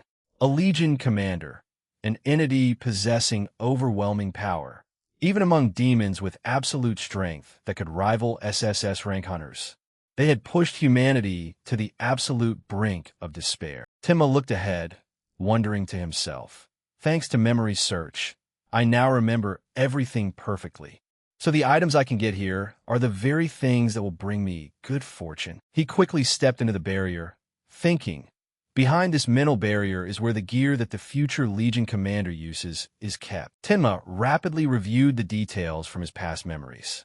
According to the Monthly Hunter magazine, from here on, there were not only mental attacks, but also traps waiting for him. A heavy mental blow struck down, leaving his entire body dazed. Tenma clutched his head in pain under the crushing pressure, panic clear on his face. Tenma hurriedly activated his skills to dodge the deadly trap. Skill Perception level 10 activated. Skill Agility level 10 activated. He backed away in panic. Skill Perception level 10 activated. Tenma looked at the 3 arrows in front of him. Skill Perception level 10 activated. A streak of luminous light enveloped his body. Tenma calculated rapidly, waiting to dodge until I see it is too late. I have to dodge the instant I hear the sound. Skill Perception level 10 activated. Arrows kept plunging down from the ceiling. Tenma nimbly stepped back to dodge. Arrows instantly shot out from every direction. System sounds rang out continuously. He used his agile body to dodge the entire rain of arrows. You have acquired the skill Mental Strength level 6. His skill continuously leveled up through the trials. You have acquired the skill Mental Strength level 7. You have acquired the skill Mental Strength level 8. You have acquired the skill Mental Strength level 9. Tenma quickly leapt to dodge the caving ground. You have acquired the skill Mental Strength level 10. He dashed forward rapidly. Behind him, a stone sphere followed closely without letting up. Tenma quickly dropped low, and the stone sphere flew far past. The system immediately notified. You have acquired the skill Mental Strength level 11. The system's congratulatory chime rang out. Mental Strength skill has reached maximum level. Additional effects will be granted. Tenma sat up, confused. Is this the power of level 11? I feel completely fine, even while enduring mental attacks. A screen immediately appeared before his eyes. Mental magic resistance. You will no longer suffer negative status effects. Strict limits on mental magic. Tenma was skeptical. Mental magic resistance? Purple mist suddenly spread out from all directions. Tenma looked around alertly. This mist is, according to the Monthly Hunter magazine, this mist signaled the start of a mental attack that even SSS rank hunters found unbearable. Tenma walked on, watching painful memories replay. Please let me out. Kill me. Screams of desperation and agonizing figures echoed everywhere. D. If only you didn't exist, you bastard. I'm sorry. Tenma looked around, thinking, These are illusions born from the memories of those who once entered this gate. You have acquired the skill, Mental Strength Level 11. You will not suffer negative status effects. Thanks to this skill, I can keep my composure. Tenma walked through the mist. He suddenly froze. Catching his eye was a knight exuding a dangerous purple glow. Tenma quickly drew his sword, speaking sternly. A boss, huh? If I beat this guy, I can get that item. His sword suddenly burst with a massive surge of magic power. The system quickly displayed the item's info. Name, Soul Hunter, Demonic Corruption Grade, Super Rare Stats, Attack Power 30 plus 3 Special Effects, Soul Release, Demonic Energy Devours Soul Hunter, Demonic Energy, Devours Demonic Energy, Attack Power permanently increases by 3 every time demonic energy is absorbed. He was doubtful.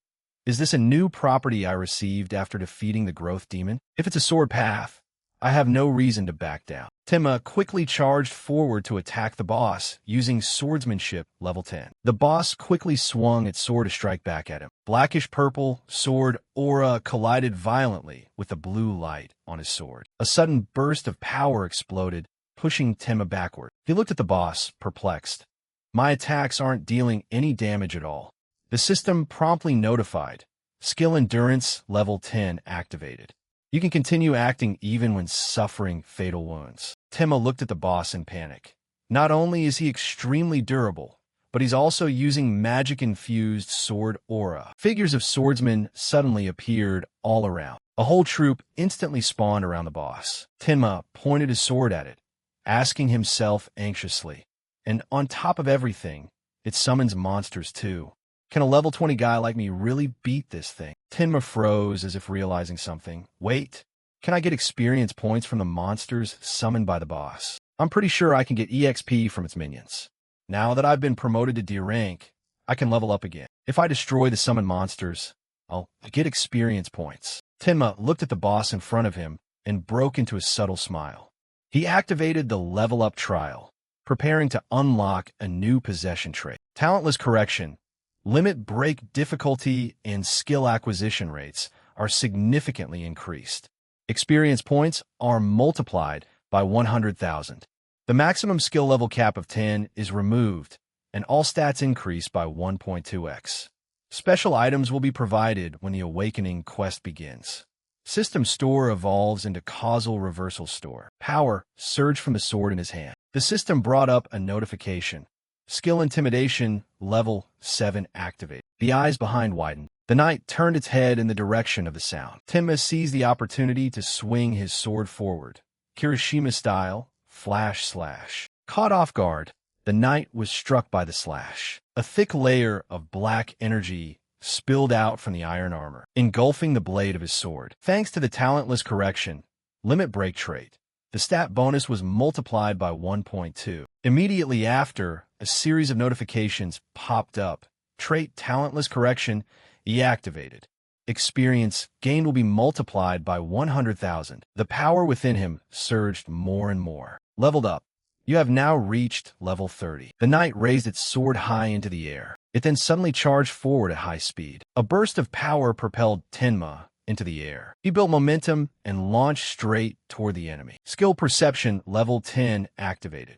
Skill Martial Arts level 10 activated. The skill is adapting to your rapidly changing physical capabilities. Right after, Tenma brought his sword straight down. A flash of light echoed through the space across his body. Having finished, he landed carefully on the ground. Amidst the non-stop stream of notifications, he raised his head and looked around. Looks like they've stopped appearing. The sword in its hand had accumulated enough power. Only the boss remained. Its figure dashed through the air. The incoming sword strike caused the ground to explode continuously. Seeing this, Tenma also actively took on the attack. Skill Flash slash level 10 activated. A razor-sharp slash was unleashed, as if tearing space apart. A fierce red gleam flashed in the knight's eyes. Immediately right after that, the helmet was sliced clean in two. The sword's sweep cleaved around, causing the surrounding walls to shatter into pieces. The system popped up a notification. Soul Hunter Sword is absorbing demonic energy. Attack power +3. Seeing that, a smirk formed at the corner of his mouth. So this is the power of leveling up. Very quickly, the surrounding knights were all struck down one after another. Effect of the causal reversal store. You have reached max level. Points will be awarded instead of experience. You have received 213 points. Total, 242 points. Dungeon boss defeated. Clear rewards are being distributed. Tenma's eyes lit up as he carried the treasure in his hands. Hold on a second. Here's a quick tip. Unlike gates, dungeons always have clear rewards. So what exactly was the item that the Legion commander used? A golden light rested neatly in the palm of his hand. Immediately right after that, it morphed into a ring. Seeing that, Tenma stared wide-eyed at it. Guess you really shouldn't judge a book by its cover. The system simultaneously brought up a notification. A hint of surprise crossed his face. This is a growth-type item. My talent increases experience by 100,000 times. And a growth-type item grows along with the user by absorbing their experience. A wave of information was displayed. Status name: Tenma Tsukishiro. Age: 24 level. 40, locked. Rank: D talent. Talentless correction, E points, 313. You have reached the maximum level of 40. A new quest has been issued. An item is being distributed due to the effect of talentless correction. Limit break. He slowly scrolled through the panel. All right, what's the next quest? Another notification appeared right after. Rank D. Limit break. Quest objective: collect demon springs. 0 of 3 clear rewards. Stat increase per level multiplied by 1.3. Max level of specified skills increased by 2. Unlock new category in causal reversal store. Unlock new special effect for talentless correction talent. This information stunned Tenma. Collect demon springs. Does the system know what I'm trying to do? Stopping the world's destruction from the demon invasion. That's the exact reason I returned to the past. This was so spot on that it could hardly be a coincidence. 2 worlds separated from each other. The reason the full-scale demon force hasn't invaded this world yet is that the environment here is vastly different from the demon realm. A series of locations were marked. Project Demonic Energy.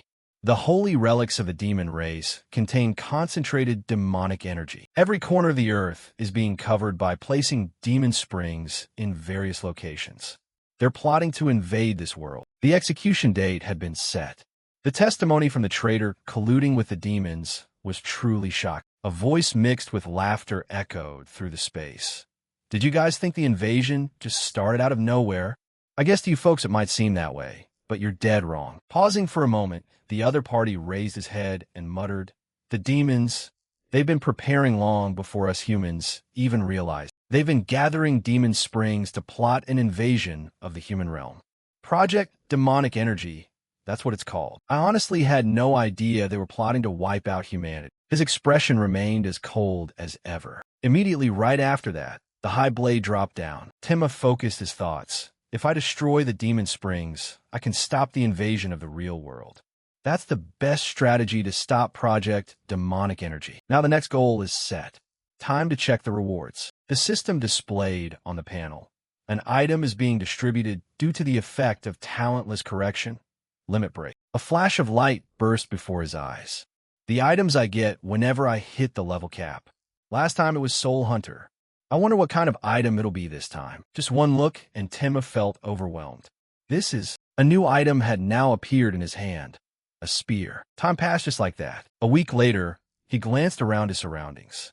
This is a sight I never got to see before returning to the past.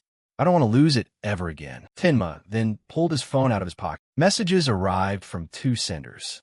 He still chose to ignore them.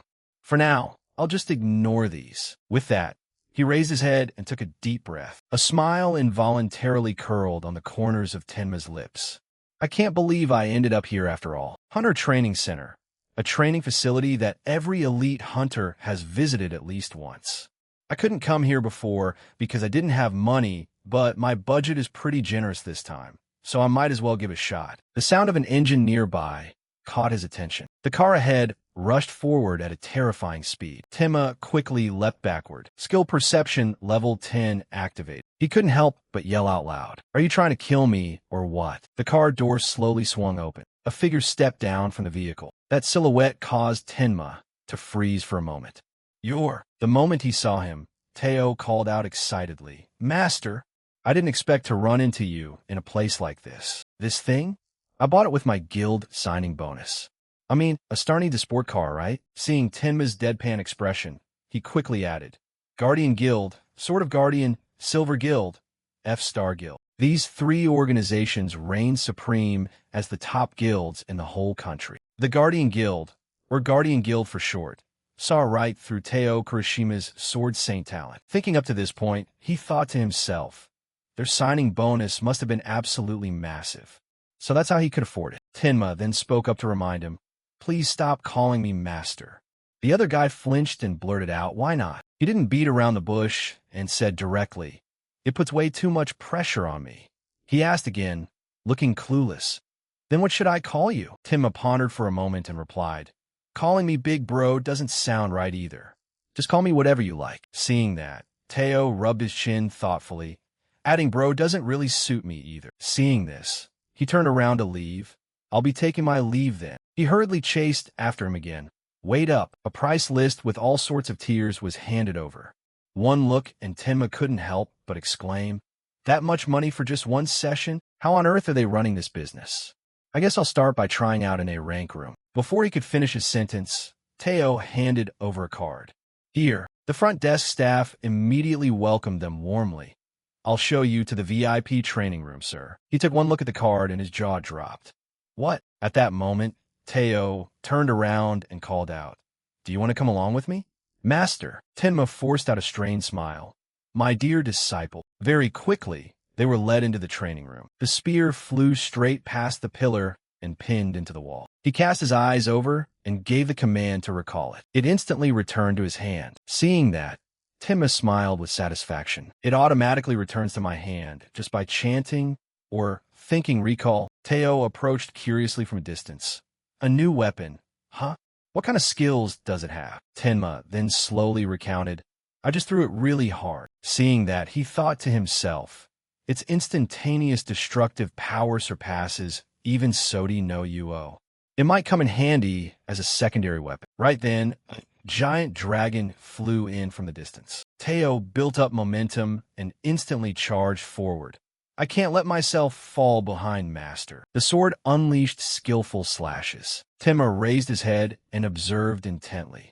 As expected of the sword saint, I can't even mimic that move. He finally landed safely on the ground. However, Teo's expression didn't look comfortable. Not like this, master. Could you demonstrate flash slash one more time?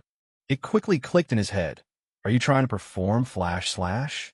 Looks like it's still incomplete. Just like I taught you, apply the theory of connecting heaven and earth and keep swinging your sword. Teo repeated blankly. Keep swinging? But how? The moment he finished speaking, Tenma built up momentum and dashed forward. The spear in his hand began to swing. Like this. Thanks to the effect of talentless correction. Limit break, you have received a massive amount of experience points. The slash sliced clean across the wall. Acquired skill, flash, slash level 11. The dust and smoke made it hard for Teo to see. Having finished, Tenma slowly landed on the ground. He rushed over crying incessantly. This isn't just a regular flash slash anymore. I'm going to name it Tsukishiro style flash slash. Hearing that, he flinched and pulled away. What's the big deal? The other guy decisively hugged him tight. I can't believe you can even evolve skills. That's amazing. Just then, his phone suddenly rang. The screen showed the caller was Kaisu. Tenma then turned his back and walked off. Thanks for letting me borrow the training room. I've got an urgent matter to attend to, so I'll be leaving first. Teo remained kneeling on the ground in silence. He then clenched his fist tightly with determination. Tsukishiro style, flash slash. I swear I'll reach that realm. A little later, they went together to a small cafe. Kaisu took the initiative to speak. Thank you so much for your help the other day. I can't go into details, but thanks to you, our guild's standing has completely transformed. You could call it a stroke of divine luck. Just so you know, I like to express my gratitude in my own way. My principle is to always repay a favor. Speaking up to this point, he lowered his voice and emphasized, I don't like owing anyone. The silhouettes of two people stood facing each other. The information broker of the ruined world. Kaisu held his head high and stated bluntly, listen carefully. F-rank Hunter Tenma Tsukishiro. I am an ally of humanity, but I'm no philanthropist. If you want to survive, bring me useful information or abilities. He didn't answer, but secretly admired. I can't believe he's still saying things like that in this situation. The man of my memories is completely different from other heroes. He's a man who always acts based on thorough calculations. In other words, that means I'm probably an indispensable existence to him right now. Thinking this, Tenma handed over a bag. You're definitely going to repay the favor, right? He opened it in doubt. What's this? He carefully explained. These are mana crystals obtained from clearing a D-rank dungeon secretly owned by Gondo. I want to use them to trade with you. And not just this one time, but continuously from now on. Kayasuk quietly looked at the person before him for a long time. A large amount of mana crystals of unknown origin would be very hard to trade without guild-level trust. But if it's for money, he probably wouldn't mind that. Understood. I never break my word. You did say you'd cooperate with whatever I need. That attitude took Tenma slightly by surprise. The effect of the treasure-gathering potion really is impressive. Only then did he pull out a piece of paper.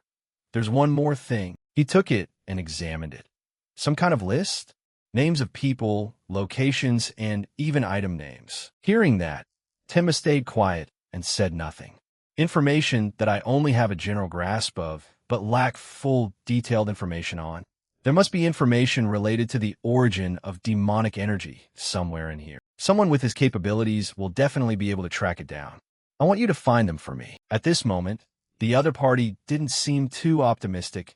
I'd love to help you search, but this seems to be on a much larger scale than I anticipated. It would be a huge help if you could lend me a hand. He smiled and replied, Of course. Right after saying that, Kayasuk continued. D-rank mercenary, Tenma Tsukishiro. Internally startled. How did he know what rank I am? He calmly admitted, That's right. He set the tablet down on the table. It's a special dungeon that we're currently preparing to conquer.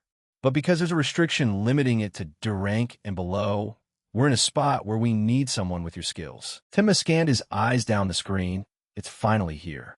The real reason Kayasuk Sengoku called me over. Speaking up to here, Kayasuk let out a soft laugh.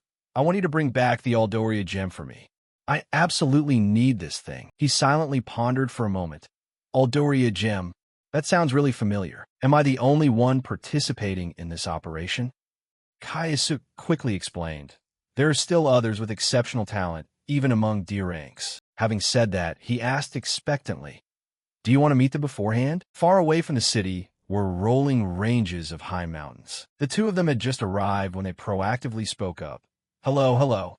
Tenma's expression went blank for a moment.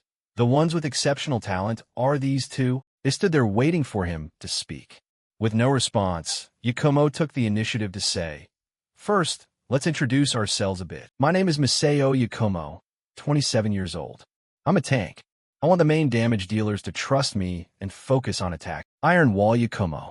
He was famous everywhere for his cruel nature, which didn't fit his name at all. The ringleader of power-abusing bullying in the hunter world, an irredeemable scumbag, a habitual rookie killer. Then he also chimed in, I'm Yazaki.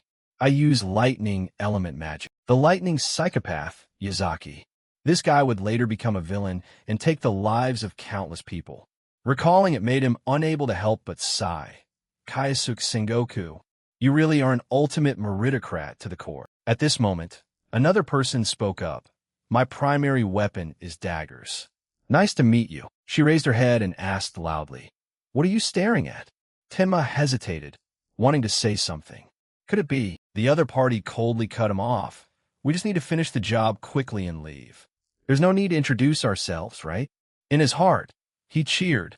I remember now. Right after that, a name was read out. Akane Hashimori. She paused for a second. How do you know my name? He just smiled without explaining. That old man Sengoku. At least he threw in one decent person. One of the last survivors.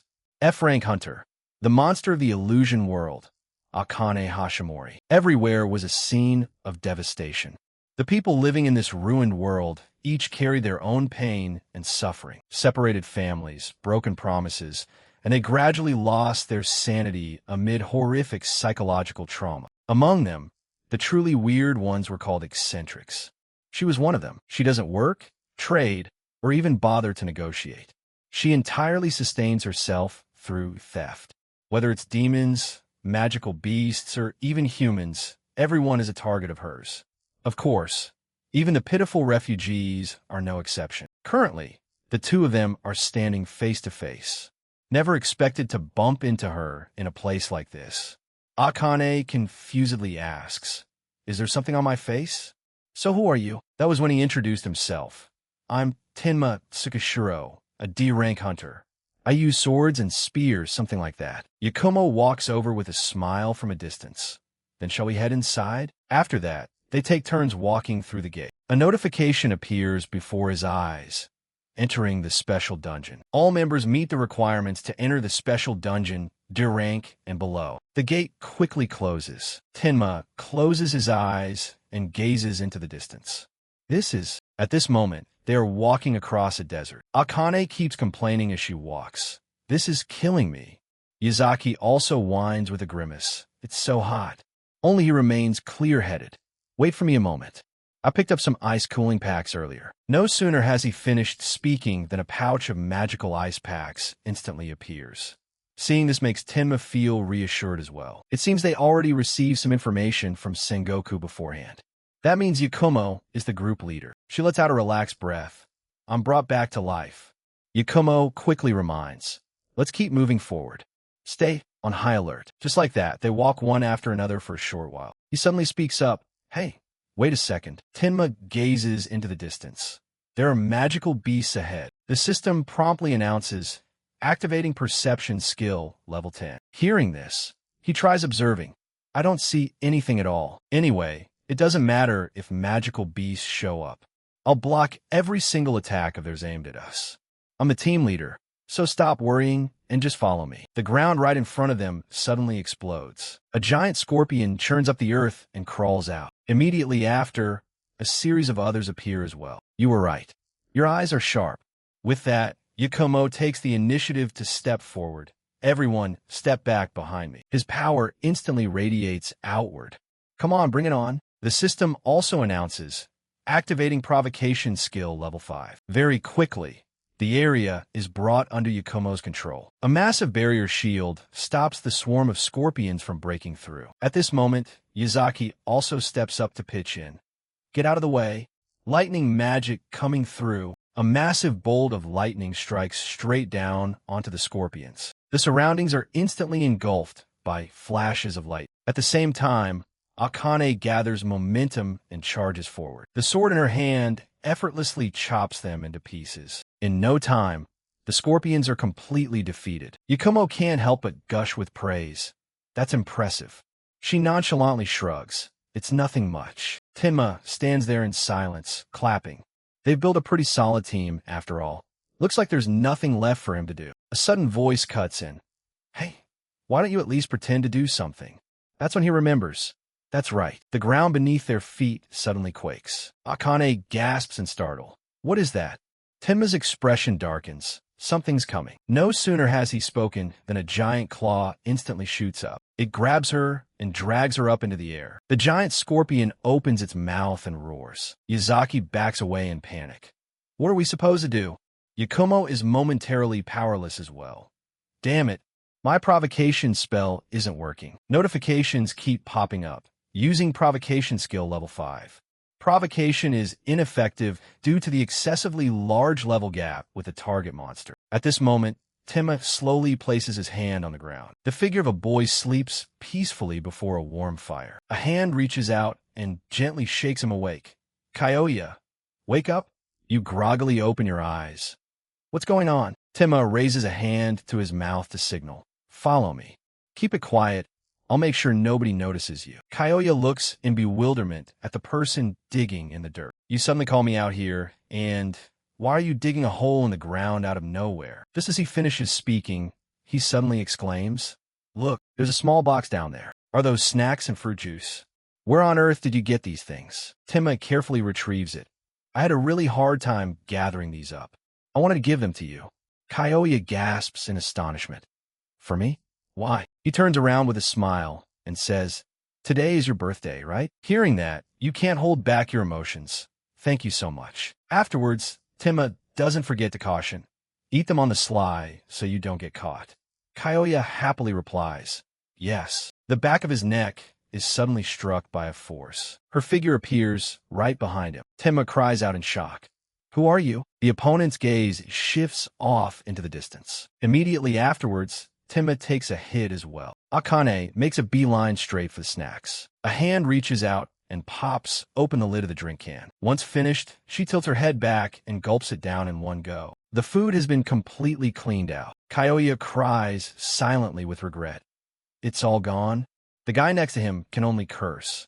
Damn it all. Back then, eating so calmly while wearing that cold expression that attacked me with her gaze.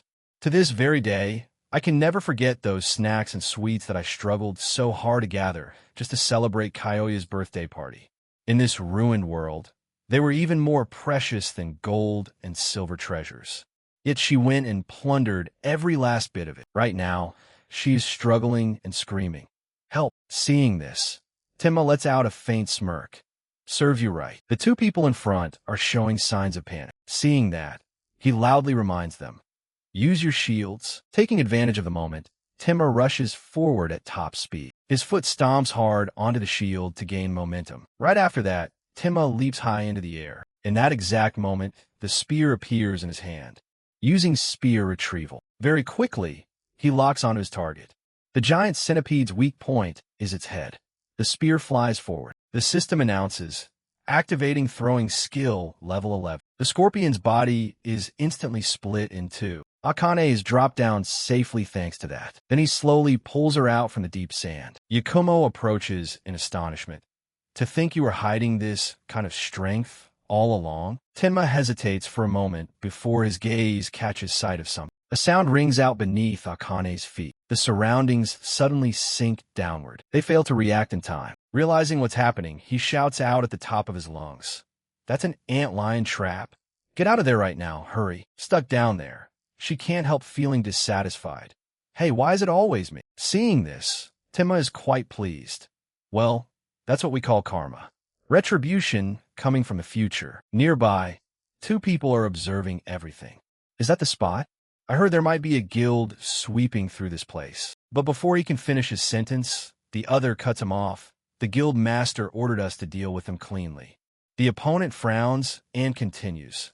We're going to avoid all clashes, look for an opening, and just seize the demonic water spring. Just then, a voice echoes from behind. You've got it all wrong. Deal with them cleanly. Means we're allowed to slaughter all of them if they dare get on our nerves even the slightest bit. Right? His expression freezes for a second. What? The Black Knot Villain Guild.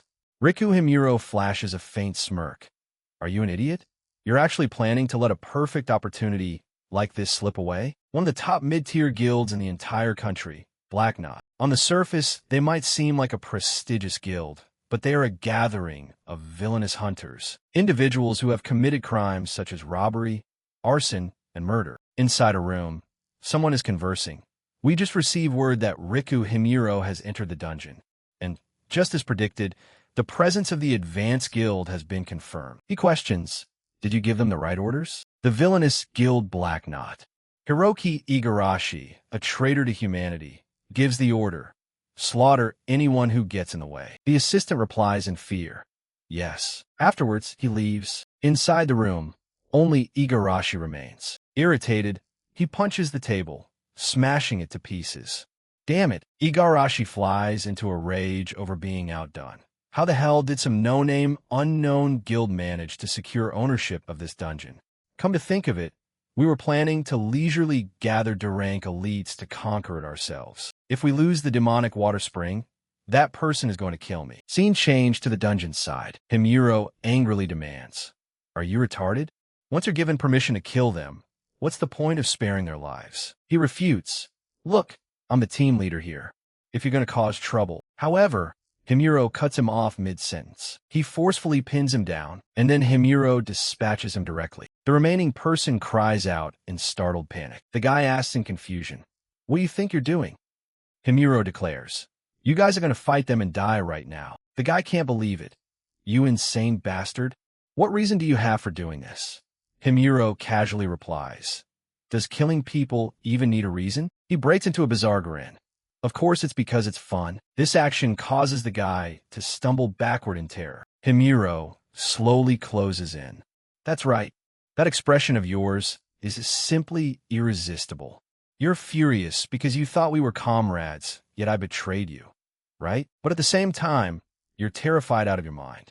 Am I wrong? Following that is the sound of agonizing screams. A short while later, only Himuro is left standing alone. He feels satisfied.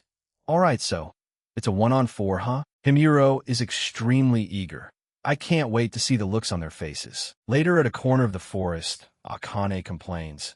I never thought day would turn to night in just 30 minutes. Yakumo chimes in. Probably because this is a special dungeon, so time flows very erratically. Isn't this great? It's just like going camping. Someday, I'm going to start a guild of my very own with my own hands. He rambles on about his ideals. A guild unbound by anyone at all. I want it to be a truly free guild. When that time comes, would you like to join my guild? Tenma thinks to himself. And in the very guild you created to chase after that freedom, you piled up all sorts of tyrannical and vicious acts, even beating one of your own subordinates to death. Yazaki pipes up to cut him off. I think I'll pass. How about other things I want to do? Tenma also knows full well that those other things you want to do later on involve murdering innocent citizens with electricity, right? Akane sighs and says, I'll pass as well. I have no interest in guilds, because I'm going to join the Hero Association. A hero of justice. Someone willing to sacrifice themselves for others. That's my dream. Tenma feels helpless dealing with these people. A petty thief wanting to play the hero? Akane asks curiously. Where are you going? He informs her, just going to scout around the area a bit. As he walks, Tenma thinks, at this rate, there's a good chance tomorrow might never come. I can't just sit around in one place and wait. The system announces, searching memories. Tenma calculates. The traitor to humanity, Hiroki Igarashi. He said the demonic water spring is located inside the pyramid. The system displays. Activating sensory skill effect level 10. Sensory skill experience has increased significantly. Right at that moment, a hand hastily reaches out to grab him. Tenma catches it. Akane lets out a miserable cry of pain. He is slightly surprised. Oh, it's you. She finds it hard to believe. I hid so carefully. How on earth did you manage to spot me? Tenma doesn't answer and fires back a question instead. Why are you following me? Akane honestly confesses. Because those other two guys' eyes looked super suspicious. My intuition told me it'd be safer following it. Tenma suddenly gets an idea. Come to think of it, if I use that skill of Hashimori's, it looks like I'll be able to retrieve the demonic water spring with ease. Tenma motions with his hand. Follow me. Akane asks curiously. Where are we even going? A moment later, they arrive in front of a pyramid. He states, the thing you love most in this world is inside here. Akane is surprised. How do you know what I like? We literally just met today, right? Besides, my danger perception skill is warning me that this place is super ominous. Tenma is taken aback. It's hard to believe someone like her got carried off by a centipede and fell straight into an antlion pit. She scratches her head in embarrassment. Well, about that, I guess my form was just a little bit off today, that's all. Tenma has already stepped inside. I guarantee you. If you come with me, I will absolutely not let you regret it. After that, he just walks right inside without saying another word. Looking at him from behind, Akane suddenly feels reassured. Come to think of it, he's actually pretty good looking. Anyway, since he saved me earlier, I guess I might as well trust him for now. She quickly chases after him. Wait up. If you make me regret this, I won't let you off the hook. Tenma thinks to himself. The reason Hashimori's danger perception didn't trigger earlier is probably because the system knew in advance that I was going to save her. If the final outcome is safe, danger perception won't activate. The deeper they venture inside. Hey, that uneasy feeling we picked up from the entrance. She suddenly looks puzzled. Huh? It just vanished out of nowhere. Tenma cautions, just follow me and don't worry about a thing. As long as you don't do anything unnecessary, nothing bad will happen. Akane snaps back in annoyance. What did I even do? More importantly, my senses are telling me there's something over this way. He confidently asserts, just follow me. Sensory skill experience has increased significantly. You have acquired sensory skill level 11. Upon reaching level 11, you have unlocked an additional effect. You can now view certain system notifications of your party members. Akane hurries ahead. This way. I'll show you the power of my danger perception. She reports. Not yet. Totally normal. Behind Akane, a massive boulder is chasing after her. Doesn't it look more like you're running for your life than sensing danger? This is weird. It's never like this normally. She turns her head to ask, Hey, aren't you gonna run? Single flash, slash. A powerful blow is unleashed by Tenma. Akane stares in complete bewilderment. Seriously? Are you really just a deer, eh? The system announces, activating sensory skill effect, level 11. He realizes, there's something right beneath this. Tenma stomps down hard onto the crack in the ground. A tunnel immediately opens up. He announces, I found a shortcut. Akane gasps in utter shock. Just who on earth are you? Afterwards, the two of them head down along the staircase. She looks at the thing in front of her and asks, Don't tell me that's an egg. Tenma recalls. Igarashi said that the Sphinx was guarding the demonic water spring. A gloomy voice echoes. Challengers have set foot upon the desert. Face the trial of the sandstorm. Akane can hardly believe it. A trial? Why me? Right after that, the magic array activates. A barrage of flame shoots high up into the air as agreed. She anxiously asks, What are we supposed to do now? Tenma points out, up there on top of the Sphinx. The two of them quickly leap upward. A second later, they land safely on the ground. Akane asks, out of curiosity, What trial is it talking about? Do we just need to survive this blast? He explains, That's one way, but we're going to approach it differently. Get ready. Get ready for what? Tenma states bluntly. To steal. She can't believe her ears. Hey, Akane flies into a rage. What on earth are you making me do? Tenma replies calmly. What you do best. His hand agilely grabs her sleeve. Hold on. Tenma pulls out a wallet. You can steal anything using your steal skill, right? Just like how you lift everyone's wallets. Akane is dealt a massive shock. I have no idea how you know about my skill, but no way in hell. Why should I take orders from you? Right at that moment, the explosions grow even more violent, making it hard to keep their footing. Something is hurtling straight toward the two of them. Tenma urgently presses. Stop dragging your feet. Akane is cornered. If you don't want to die, steal from the Sphinx. The system announces, activating absolute plunder. Akane regrets. I really shouldn't have followed him. She unleashes her technique. Straight line slash. The system displays. Perception level 11. Inspecting a portion of party member Hashimori's skill. Absolute plunder has activated. Plundering reward items from a Sphinx. Tenma is quite surprised to think she even has absolute plunder. That's a cheat-like skill that allows you to snatch dungeon rewards directly. Truly worthy of being called the Phantom Thief of the Illusion Realm. The monster screams in disbelief. What? Why is my body dissolving like this? The trial has only just begun. Now, solve my riddle. Walks on 4 legs in the morning, 2 legs at noon, and in the evening. The next second, it is completely defeated. Tenma taunts. You call yourself a hero? Pretty imposing, huh? Akane refutes. So what if I have absolute plunder? As long as it's used for a good cause, what's wrong with that? The system displays. Distributing rewards. The second sandstorm trial is complete. Distributing rewards. Akane receives a pile of gold, along with a water spring. She questions, What is this? The demon spring? Tenma holds out his hand. I'll take this. Akane is surprised. Hold on. Demonic energy? She has no choice but to accept reality. I had a feeling. But just as I thought, he informs her, I'll explain the demonic energy later. Hand that over, and you can keep the rest. Akane drools with greed. Just what kind of person do you take me for? Tenma affirms. You can take everything else. I don't need anything except that. The item in his hand satisfies him. Thanks to her, I got my hands on this so easily. Demonic water spring recovered. 1/3. Since this is your first recovery, you have received a special temporary buff. Additional trait. High-tier skill acquisition rate greatly increased for 1 hour. Tenma tosses it high up into the air for a spin, then slashes horizontally across it with his aura. The system displays. The Soul Eater sword is absorbing the demonic energy. Attack power increased to March 5th. Soul Eater's current attack power, 301.9. Akane asks curiously, By the way, how did you know about my skill? He replies with a random excuse.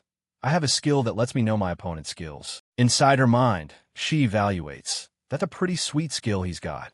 He looks quite good looking too.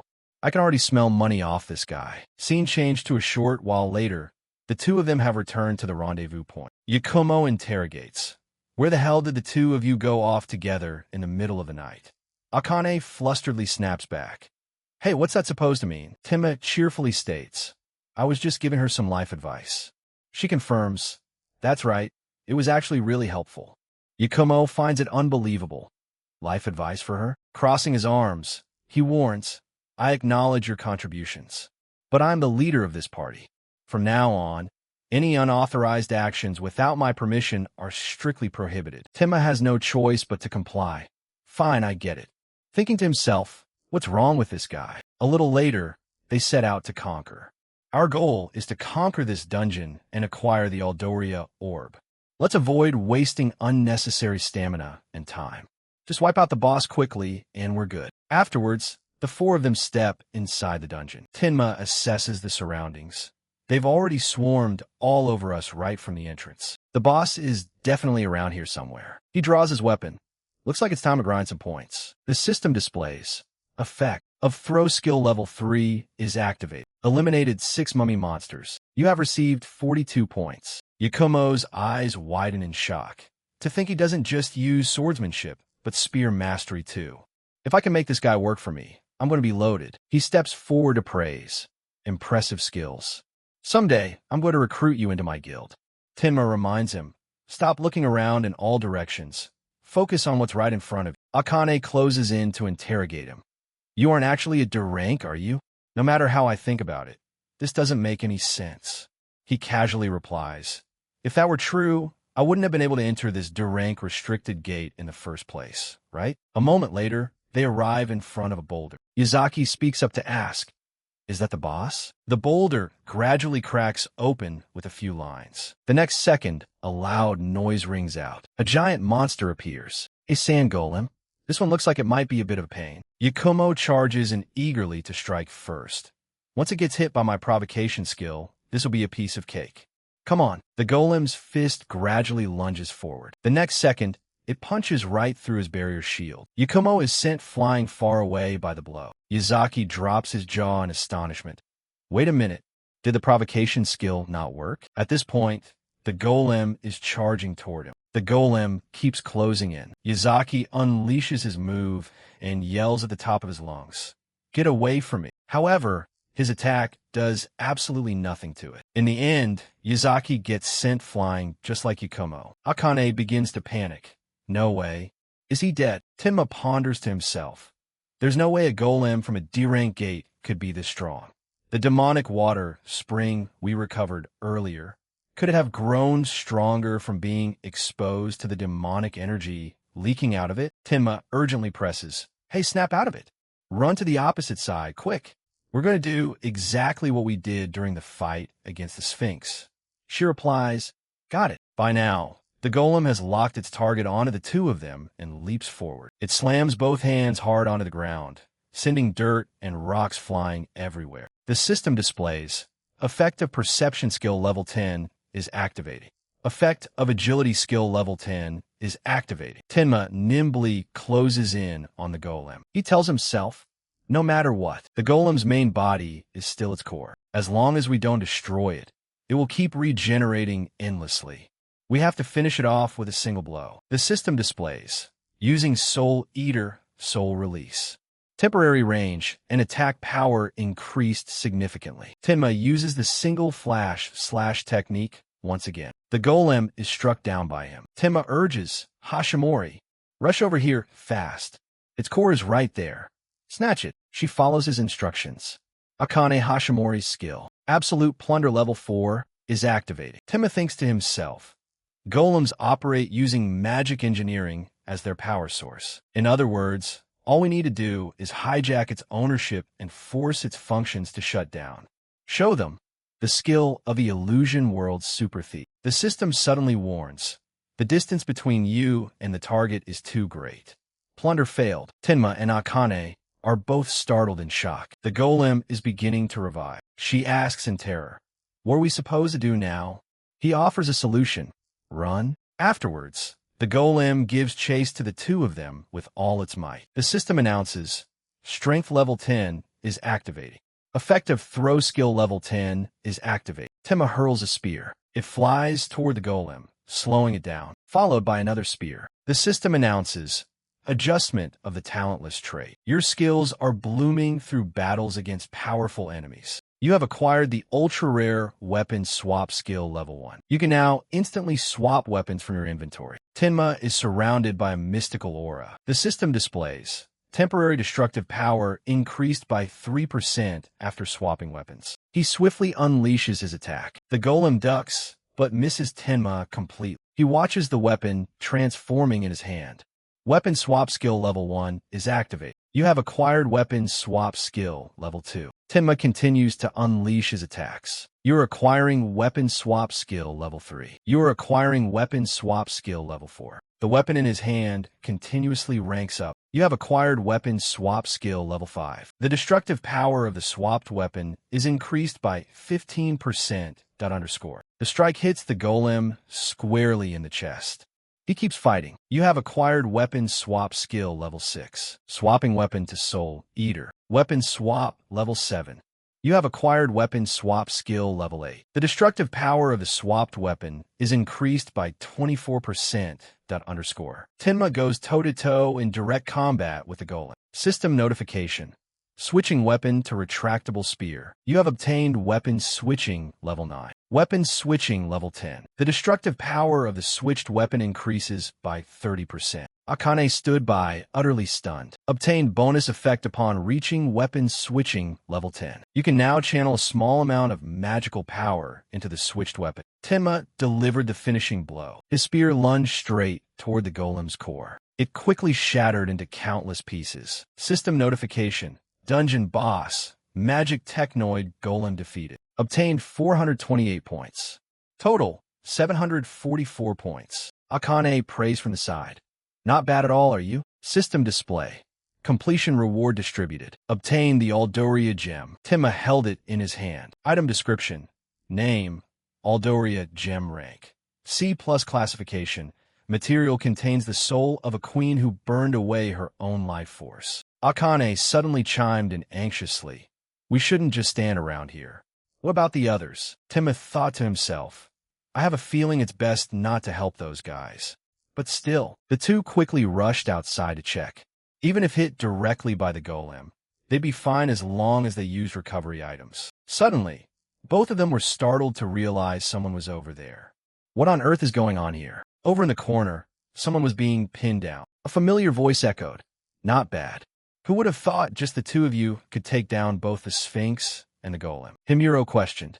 You're the one holding the demon spring, right? Don't play dumb with me unless you want the same end as these losers. Yazaki had already perished in a corner. Akane covered her mouth in sheer terror. Tenma thought casually. They made their move while we were exhausted from the fight with the golem. Their target is the demon spring. These are definitely assassins sent by Igarashi from Black Knot. Himuro offered some praise. You're pretty well informed. Huh? Then you must know we're from a villain guild, right? He confirmed. That's right. I'm the one holding the demon spring. If you want it, go ahead and try to take it by force. His eyes carefully observed the situation. There's a high chance this guy was sent under the orders of Igarashi, humanity's traitor. I need to draw the enemy's attention toward myself. Himuro scoffed sarcastically. You're totally exhausted after fighting the Sphinx and the golem back-to-back. So why act so tough? I'll kill this guy first and deal with the little girl later. Tenma turned to Akane and asked, Can you kill this guy? Akane responded, startled. Me? Deep in her heart, she was terrified. You want me to kill him? You want to be a hero, right? This guy is an assassin from a villain guild. Tenma advised. You can't save the world if you aren't willing to get your hands dirty with blood. Himuro eagerly rushed forward. Come on, bring it on. Tenma activated his skills. Activated Super Sense level 11. Activated Agility level 11. Activated Martial Arts level 11. He agilely dodged the attack and then kicked him upward from below. Himuro quickly retreated backward to gain momentum. Enraged, he charged forward. You bastard. I'll kill you first. Then it's the brat's turn. Tenma thought to himself. No way someone from Black Knot would act alone. His accomplices must have already been dealt with by this lunatic. I can't let him live. A flash of spiritual energy sliced across Himuro's neck. Tenma executed his technique. Getsujutsu, single flash slash. Once done, he neatly stowed his weapon away. A flustered Akane ran over. Did you kill him? That's going way too far. You could have just subdued him. Tenma countered. Do you really think I could have just subdued him?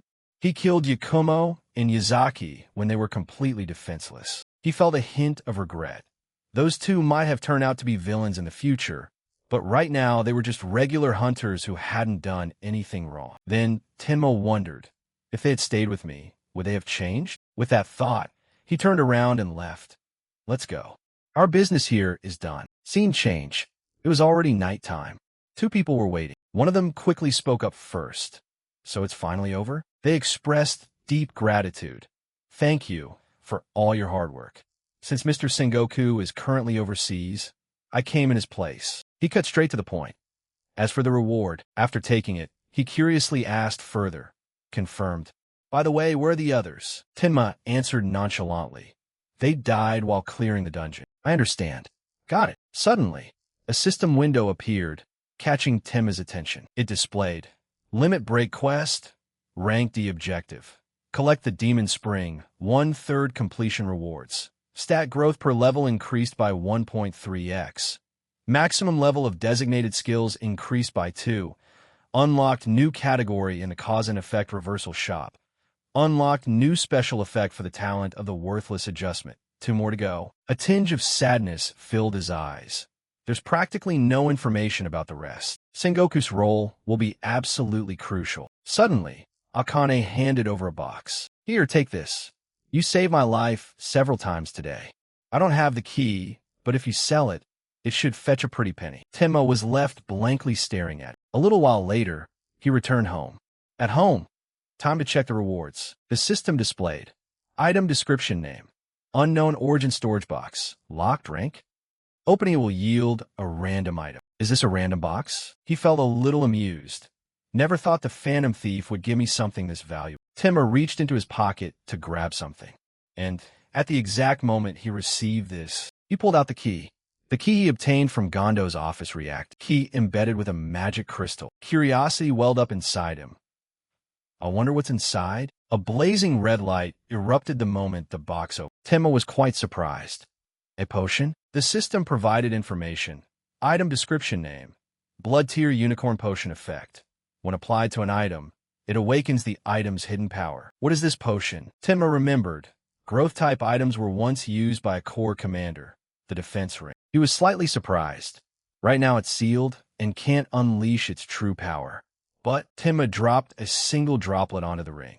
I've finally got an item that can awaken its true potential. The system displayed. Target item has restored its true form. The seal on the unique item defense ring is being lifted. Obtained super rare item. Undefeated ring, growth form. Tenma held it happily in his hand. Scene change to the high-rise apartment. Yuna yelled loudly. He cease. Yuki just can't stop laughing about you getting rejected by Yuna. Yuna said sheepishly. Why hasn't he contacted me yet? He was clearly the one who asked for my phone number first. Yuki offered a guess. You told me he predicted the abnormal gate and even conquered it all by himself, right? She confirmed. If he hadn't been there, the rest of us definitely wouldn't have survived. Yuki looked in disbelief. Is that so? Deep down, Yuna thought, to be honest, I almost died, but if I told her that, she'd definitely freak out. She's way too overprotective of me normally. Her gaze dropped slightly. Suddenly, Yuki asked, You know the Vanguard Guild is holding a hunter selection exam in a week, right? Yes, she asked out of curiosity. Why don't you call him? Yuna gasped in shock. What? Yuki sat up and tied her hair. I'll treat. Let's all get together for a meal. Yuna rebuked in embarrassment. No way. I am definitely not calling him. How could you even suggest that? Yuki stated her purpose. I'm planning to recruit him for our guild. Scene changed to the outside streets. Tenma walked along, observing his surroundings. This place hasn't changed a bit. That's right. Everything is exactly the same as before. He opened his phone to check the notifications. Tenma looked blankly. Sengoku sent the payment. Bank deposit of 12 million yen. 12 million yen? Combined with the dungeon clearing reward and the money from selling magic crystals. This is the first time in my life, as a hunter, I've made this much money. With that thought, he sighed again, but to buy a decent set of gear around here, this is still a drop in the bucket. All right, let's walk around and see what's up. Suddenly, the sound of an argument caught Timma's attention. Hey, you punk, pay me back right now. Do I need to beat you up for you to finally get it? A big guy was beating someone up ahead. I told you I'd pay you back. Don't mess with me. How many times do you think I've fallen for that bullshit excuse of yours? Timma judged silently. Judging by his clothes, he looks like a craftsman from this neighborhood. I'm telling the truth. I promise I'll pay you back. Please. Suddenly he realized something. Wait. That man is... The big brute still refused to listen. Looks like reasoning with you is useless. You're done for today. Timma's hand landed on the guy's shoulder. Timma spoke up. Excuse me, can I have a few seconds? The guy turned his head arrogantly and snapped. What the hell kind of loser are you? His friend? Without missing a beat, he punched the guy flying away. The guy soared straight toward a statue. Timma squatted down to greet him. It's a great pleasure to meet you. He wondered, you know me? Yes, I know you. The only craftsman from the ruined world, the creator of game-breaking glitched items. You're Mochizuki. Establishing a good relationship with him will bring tons of benefits. Timma reached out a hand to help. Need a hand? After all, he's the only person in this country who can craft growth-type items. Scene changed to the warehouse. Koji asked, Are you a customer? Timma confirmed, That's right. So why did those guys beat you up to that extent? He smiled stupidly and said, It's no big deal really. He thought to himself, You look like that and call it no big deal? Koji recounted. About a year ago, a guild called Sin run by a guy named Ryoma Ashino popped up. Most craftsmen around here had to borrow money just to keep their workshops running. He expressed his frustration. The problem is Ashino's gang uses practically scammy contracts to confiscate our items, pile more debt onto us, and turn us into slaves. We're just craftsmen with hardly any combat ability, so we can't do anything but endure it. Koji reassured cheerfully. But don't worry. They've only been harassing us for a month. I can endure another year, if necessary. Timma was left speechless. He's out of his mind.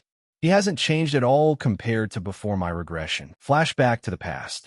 Koji getting arrested. He kept muttering repeatedly. I have to keep forging equipment. I have to keep crafting the best gear. Then Koji screamed, My hammer. If only I still had my old hammer. A few people gossiped. Is that the weirdo everyone's talking about? Suddenly, Timma's shirt was grabbed by Koji. He panicked and said, My old hammer. It's been waiting for me this whole time, resting in the corner of that dark warehouse. He urged repeatedly, It's waiting for me. Let's go. Koji rambled on endlessly. My hammer. I need my hammer. Timma sighed. Good grief, this guy is seriously out of his mind. He wondered, Hey, why was he arrested anyway? Kyoya explained. Heard he assaulted some refugees and robbed them of their jewelry. Something like that to craft some gear. Back to the present. Timma finally understood. Back then I thought he was just rambling. But if what he said was actually true, Timma asked, Is there an old hammer around here somewhere? Koji was surprised. How do you know about that? There actually is one. He wondered. Where is it now? He stammered up. Well, that guy Ashino. He took it. Hearing that, Timma rested his chin and thought. Things are starting to get complicated. I was hoping to return that hammer into his hands. Koji cheerfully suggested, You can get it back if you pay off all the debt, but it's nothing special anyway. So don't bother. Timma questioned, How much do you owe? He stated, About 10 million yen. He froze in place. Seriously? Koji suddenly remembered. Oh, right. Do you need my help with anything? He bluntly replied, There's only one reason a hunter looks for a craftsman. I want to commission a piece of gear. Koji looked back guiltily. But right now, that's a bit difficult. He pointed and signaled. They're back again. A few guys swaggered in and called out, Hey, Mochizuki. The guy from earlier snitched to the boss. He pointed at Tenma. It's him, Ashino flatly declared. Turns out you're the one giving my underlings a hard time. He surrounded the two of them. Who the hell do you think you are, coming my turf and picking a fight? Ashino threatened. If you don't want to lose your life for poking your nose into other people's business, scram right now. Tenma noticed the badge on his shirt. He felt a bit vague. This guy? I feel like I've seen him somewhere before. The next second, he activated his skill. Used memory tracking skill level 10. Kayasuk appeared and said, Looks like some guys are trying to win my favor. The badge looked identical to the one he was holding. Take this badge with you. Tenma immediately took out his phone. Now I remember. Ashino stepped closer to him. Are you really planning to waste an opportunity like this? Get the hell out of here right now. Tenma just calmly answered his phone. Yeah, it's me. I've got something to take care of. Can you give me a hand? Right now I'm. His gaze momentarily paused. Hey, he ordered. You guys get him a hand. Looks like he needs some assistance. Yet Tenma held his phone right up. This person wants to talk to you. Ashino was confused. What the hell are you rambling about in a situation like this? Even so, he still took the call. Hello. Sengoku speaking. Who's this? The next second, Ashino suddenly realized. Yes, sir. Understood. He hurriedly signaled his subordinates. That's enough. Those guys then warmly welcomed Tenma. Oh man, if you knew Mr. Sengoku, you should have said so sooner. A moment later, Tenma was holding the old hammer in his hand. He turned his head and asked, Is this what you meant? His hand subtly took the potion out of his pocket. Tenma calculated. Even after using it this time, there should still be a few drops left. He quickly dropped a single droplet onto the hammer. System notification. Target item has returned to its original form. Obtained unique item. Blacksmith's hammer. Tenma held the overflowing with power hammer in his hand. Koji's eyes lit up with deep admiration. He questioned, but why? Tenma didn't let him touch it. Your debt is 10 million yen, he declared. I've paid off all your debt and took this as part of the deal. That means this hammer now belongs to me. Koji hurriedly begged. Wait, I'll do anything. Just let me hold that hammer, and that's enough. Tenma reached inside his jacket and pulled something out. If you want it that badly, how about signing a contract and officially working under me? The contract was quickly snatched away by Koji. He hurriedly signed it, then grabbed the hammer from Tenma's hand faster than a gust of wind. Koji excitedly tried tapping it a few times. Standing nearby, someone reminded him, Mochizuki, don't forget our contract either. Now that you've got your tool back, it means you also have to craft the weapons we ordered. The hammer gradually lowered. Ashino was confused. What now? Get to work already, Koji demanded. At the very least, I need an S-rank magic stone, and it's got to be a pretty big one too. Ashino flared up. You bastard, our gear delivery is falling behind schedule. And because of that, we're about to lose ownership of the gate we worked so hard to win. Koji retorted. I don't care if it's F-rank gear or whatever. Just gather whatever you can and forge them. It has to be a big gate. Hearing that, Ashino felt helpless. This gives me such a headache. Tenma stepped forward to cut in. Could that gate happen to be C-rank? He confirmed. That's right. We were supposed to finish conquering it this week. But because of this guy, the whole plan went down the drain. He offered a condition. In that case, I'll support you guys as a support hunter. He was surprised. No offense. But what's your hunter rank? Tenma stated confidently. Rank D. A little later, they arrived at the portal. Ashino looked bewildered at the scene before him.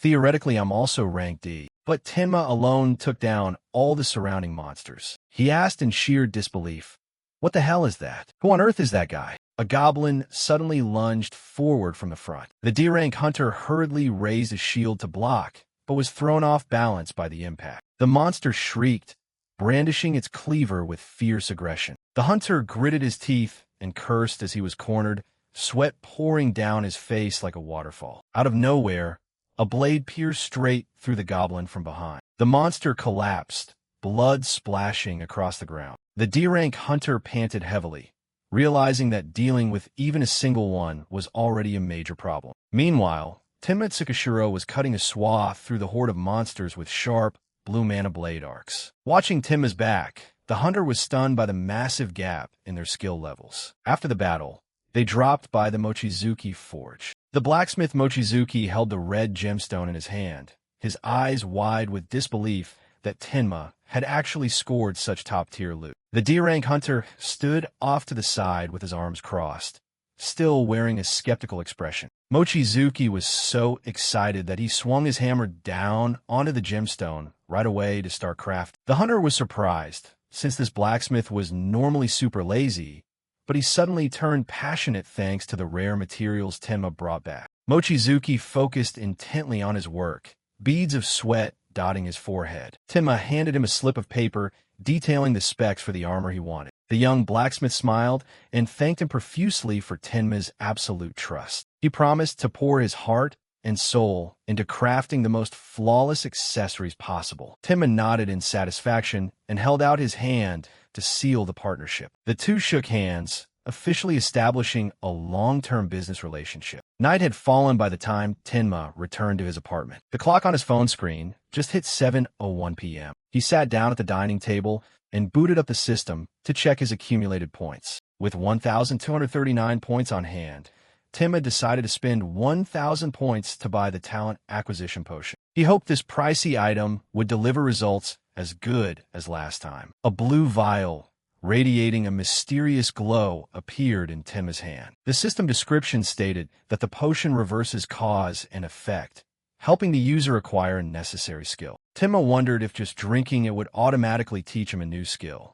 Without a second thought, he tilted the vial back and drank it dry. Immediately, Tenma winced at its pungent and unpleasant taste. From inside the empty vial, a tiny red star spirit suddenly popped out. Seeing the bizarre creature show up again, Tenma knew the trial phase was about to begin. He stood up from his chair, curious to see where it was going to lead him. The little star drifted and hovered right over the center of the dining table. All of a sudden, it glowed brightly and began to vibrate intensely. The red star's spirit expanded to an astonishing size, filling Tenma's field of vision. Tenma looked up at the giant entity, radiating terrifying pressure right inside his room. The star opened its mouth wide, revealing a crimson dimension inside. Tenma screamed as an overwhelming gravitational pull dragged him into that black hole. He fell freely into a dark void, completely losing control. Tenma's screams echoed throughout the newly triggered trial space.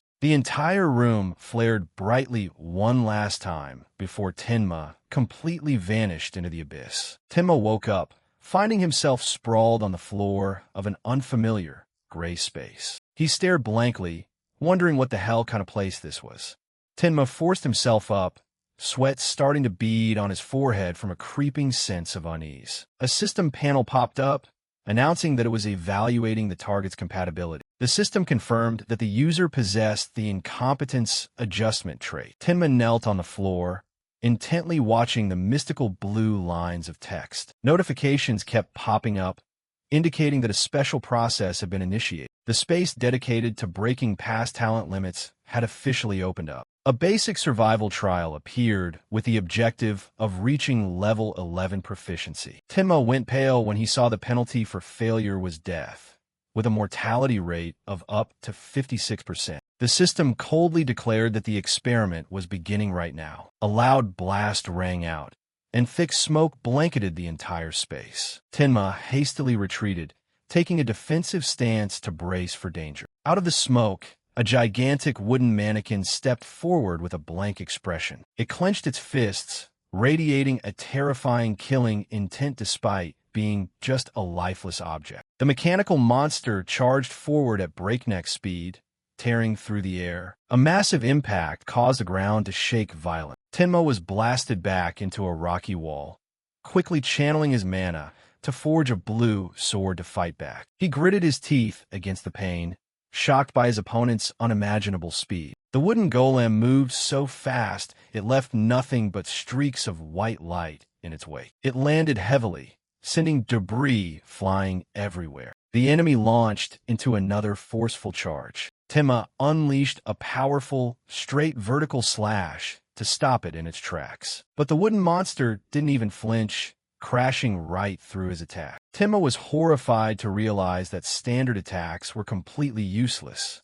The wooden golem's fist slammed straight down onto Tenma's position. He was hit repeatedly, his body buried in dirt and rubble. The hammer-like blows left Tenma gasping for air, but he forced himself to endure. His perseverance started paying off as his endurance skill gained a massive amount of experience. The system announced that the endurance skill had officially leveled up to 11. He gained a bonus effect that reduced damage from all sources by 5%. The system declared the first phase a success and prepared to move on to the next step. The mannequin's attack suddenly stopped, and Tenma panted, realizing he was still alive. He wondered if upgrading skills was the key to unlocking new challenges. From the distance, a horde of aggressive goblins began flooding out like a waterfall. Tenma regained his footing, ready to face the next wave of monsters. He swung his mana blade, striking down the rushing goblins with decisive cuts.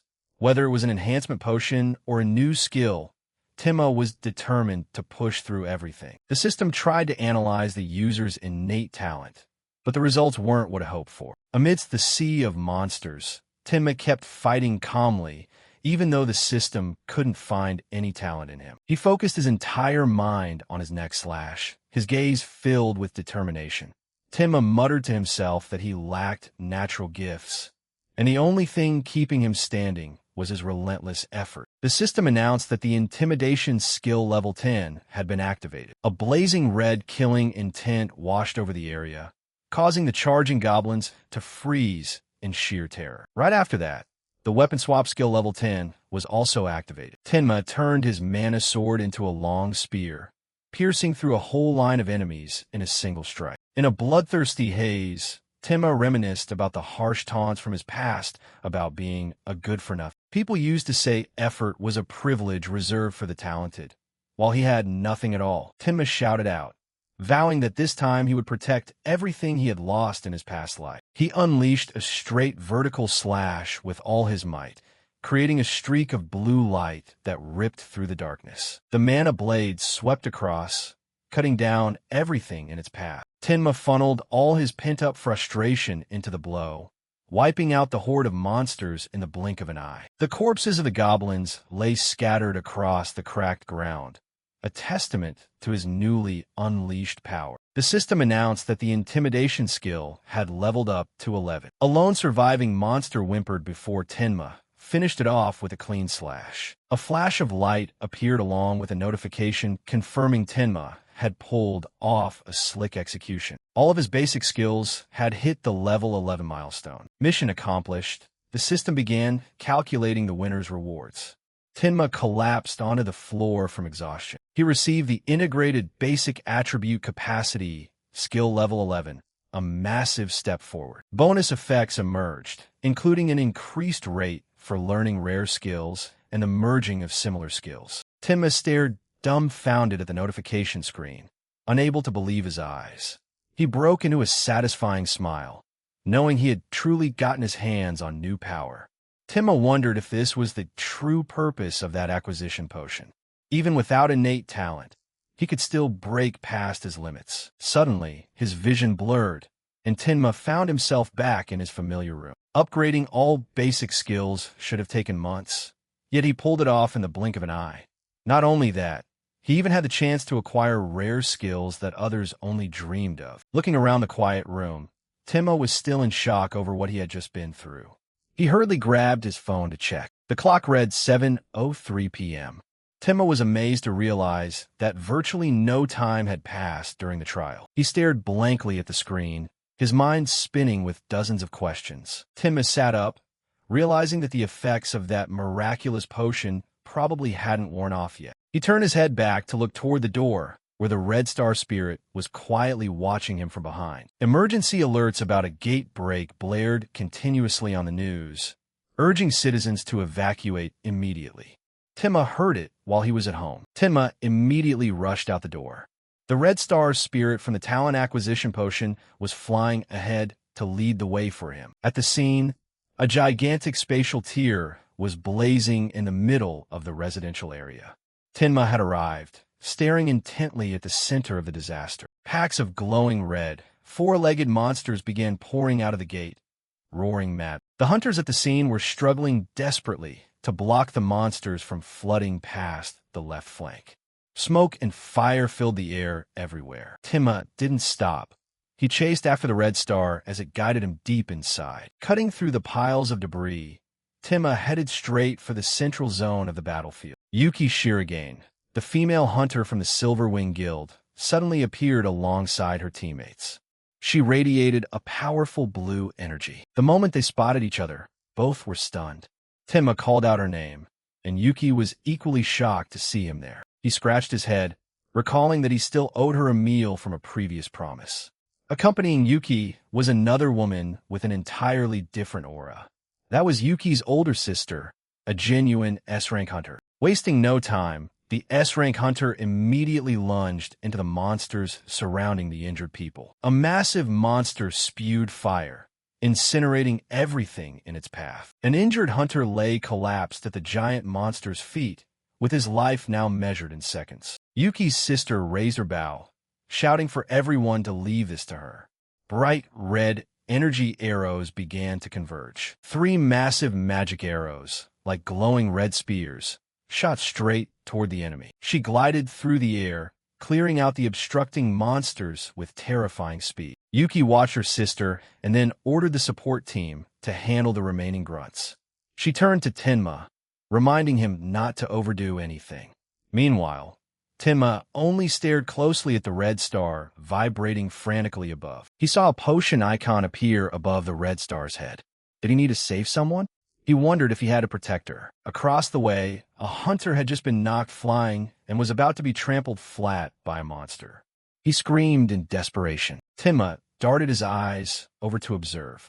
The star was glowing brilliantly right beside the fallen man. The injured hunter frantically reached out his hand for help while the red star hovered right in front of him. Tenma sprinted over at lightning speed, tightly grabbing the victim's hand just as the monster's attack was about to hit. He braced himself and hauled the hunter out of harm's way. A system notification flashed across the fiery sky. Instantly, a barrage of rescue notifications popped up. Tenma received a new skill, and it was skyrocketing in level from 1 to 4. The skill notification feeds kept popping up endlessly, filling Tenma's field of vision. In the blink of an eye, the rescue skill maxed out at level 10. Tenma's stats increased by 3%, and the person he saved also began to experience a mild recovery. He stared back in shock at the red star behind him. Yet another new skill acquired in an unthinkable way. The hunter regained consciousness, thanking Tenma as his wounds were being healed by a green stream of light. Yuki ran over to ask if Tenma was all right. She mentioned she had just been promoted to B rank and worried that these C rank monsters were way too much for a D rank hunter like him. Tenma smiled confidently, saying that even though he was only D rank, this was no big deal at all. The hideous monsters swarmed in again from behind the dust and smoke. Tenma calmly observed. Yuki rushed forward with 2 glowing purple energy orbs in her hands. She advised him to stay back in the rear support line since fighting on the front lines was dangerous. She launched her attack into the shadows where the monsters were lurking. Tenma watched her with a pensive expression on his face. The monsters gathered, spewing streams of fireballs that incinerated everything in front of them. A wall of fire flared up violently. Instead of backing away, Tenma drew his sword and plunged straight into the heart of the blaze, guided by the red star. He sprinted through the sea of fire, ignoring the surrounding heat closing in on him. He wondered why the star was telling him to do this. He wondered if it wanted him to leap right into the fire instead of dodging. Tenma gripped his sword tightly. Yuki dropped her jaw and screamed in sheer horror as she saw Tenma throw himself into the inferno. She couldn't believe her eyes. Amidst the blazing sea of fire, the system notification rang out once more. Tenma had just acquired the fire resistance skill, and it was leveling up continuously right inside the flames. The notification leaped wildly from level 1 to level 3. Tenma's body began to adapt to the scorching heat as he pushed through the flames. Tenma still stood firm in the middle of the raging fire, surrounded by the engulfing flames. The system notifications popped up incessantly. The fire resistance skill had reached its maximum level of 10. Now he was completely immune to indirect heat damage. He silently marveled at how overpowered this potion's effects were, with yet another ultra-cool new skill added to his collection. Without hesitation, Tenma executed Straight Line Slash, a decisive sword arc that tore the enemy ahead to shreds. He gathered momentum and leaped into the air, the sword in his hand radiating a powerful blue aura. A single sword swing swept away the monsters blocking his path below, and his speed was now vastly faster than before. The giant monster roared in pain as it took the full brunt of Tenma's aerial attack. As soon as he landed, Tenma activated level 10, Weapon Swap, to prepare for the next wave of attack. The monsters poured in thick as ants again.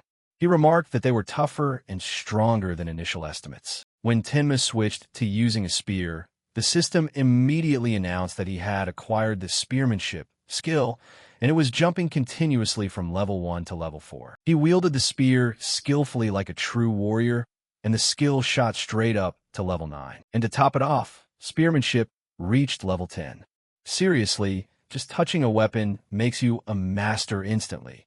Talk about completely breaking the game. Tenma stood proudly there with a lightning-crackling blue polearm in his hand, ignoring the flying embers all around. Yuki rushed over with a dumbfounded look, asking when he had learned to use a spear so masterfully. Tenma replied casually, "Just now." Another hunter screamed in panic upon seeing the monsters flooding in en masse all at once. Yuki looked on with a worried expression. The glowing red horde of monsters roared, stampeding like a flood that destroyed everything in its path. Suddenly, a shower of blazing red magic arrows poured down from above like a thunderbolt. The arrows buried themselves deep into the monsters, wiping out the battlefield in the blink of an eye with destructive power. The giant monster collapsed instantly. Yuki's older sister stood triumphantly right atop its carcass. The S-rank hunter stood there with a glowing magic bow, exuding an extremely dignified and authoritative aura. This sight was truly beyond imagination. The Shirogane hunter's level was indeed in a completely different league. Tenma watched with a gentle smile, seemingly quite impressed by this power. Yuki's sister announced that she would go deal with the gate's boss, while everyone else should stay here to help clean up the remaining forces. However, she unexpectedly turned around and invited both Yuki and Tenma to come with her into the boss area. Hearing this, Yuki stood frozen, not understanding why. Seeing Yuki still standing like a statue, Tenma walked over and gently placed a hand on her shoulder to encourage her. He told her, "Let's go," causing Yuki to inadvertently flush bright red from this sudden intimate gesture. She was so flustered she was left speechless. Meanwhile, Tenma thought to himself that even if her sister told him not to come, he would still tag along anyway. The three of them entered the central territory of the gate. The older sister mentioned that they finally had a bit of time to have a proper chat. She turned back, smiled, greeted them, and shared that she had heard a lot of interesting things about Tenma from her younger sister. Tenma shook hands in greeting. He silently figured that this encounter with such a reliable hunter must also be thanks to the guiding effect of the talent acquisition potion. Suddenly, a blazing red system notification popped up. "You have entered the territory of the worshipper of evil." The next warning was even scarier: corrupted dark magic.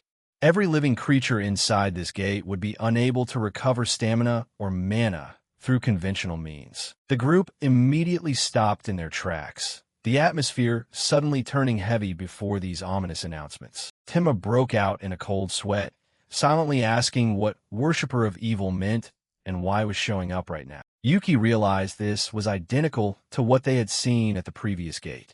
She feared that terrifying monster was here too. A sinister dark shadow with blood-red eyes appeared alongside a series of forbidden dark magic decrees. Yuki's sister explained that these words were proof a demon and its subordinates were lurking around here.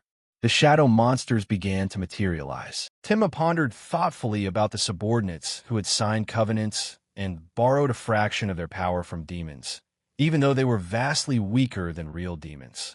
He muttered that he still didn't fully understand what this concept of demons meant in this world. The older sister told them to just focus on clearing this gate first.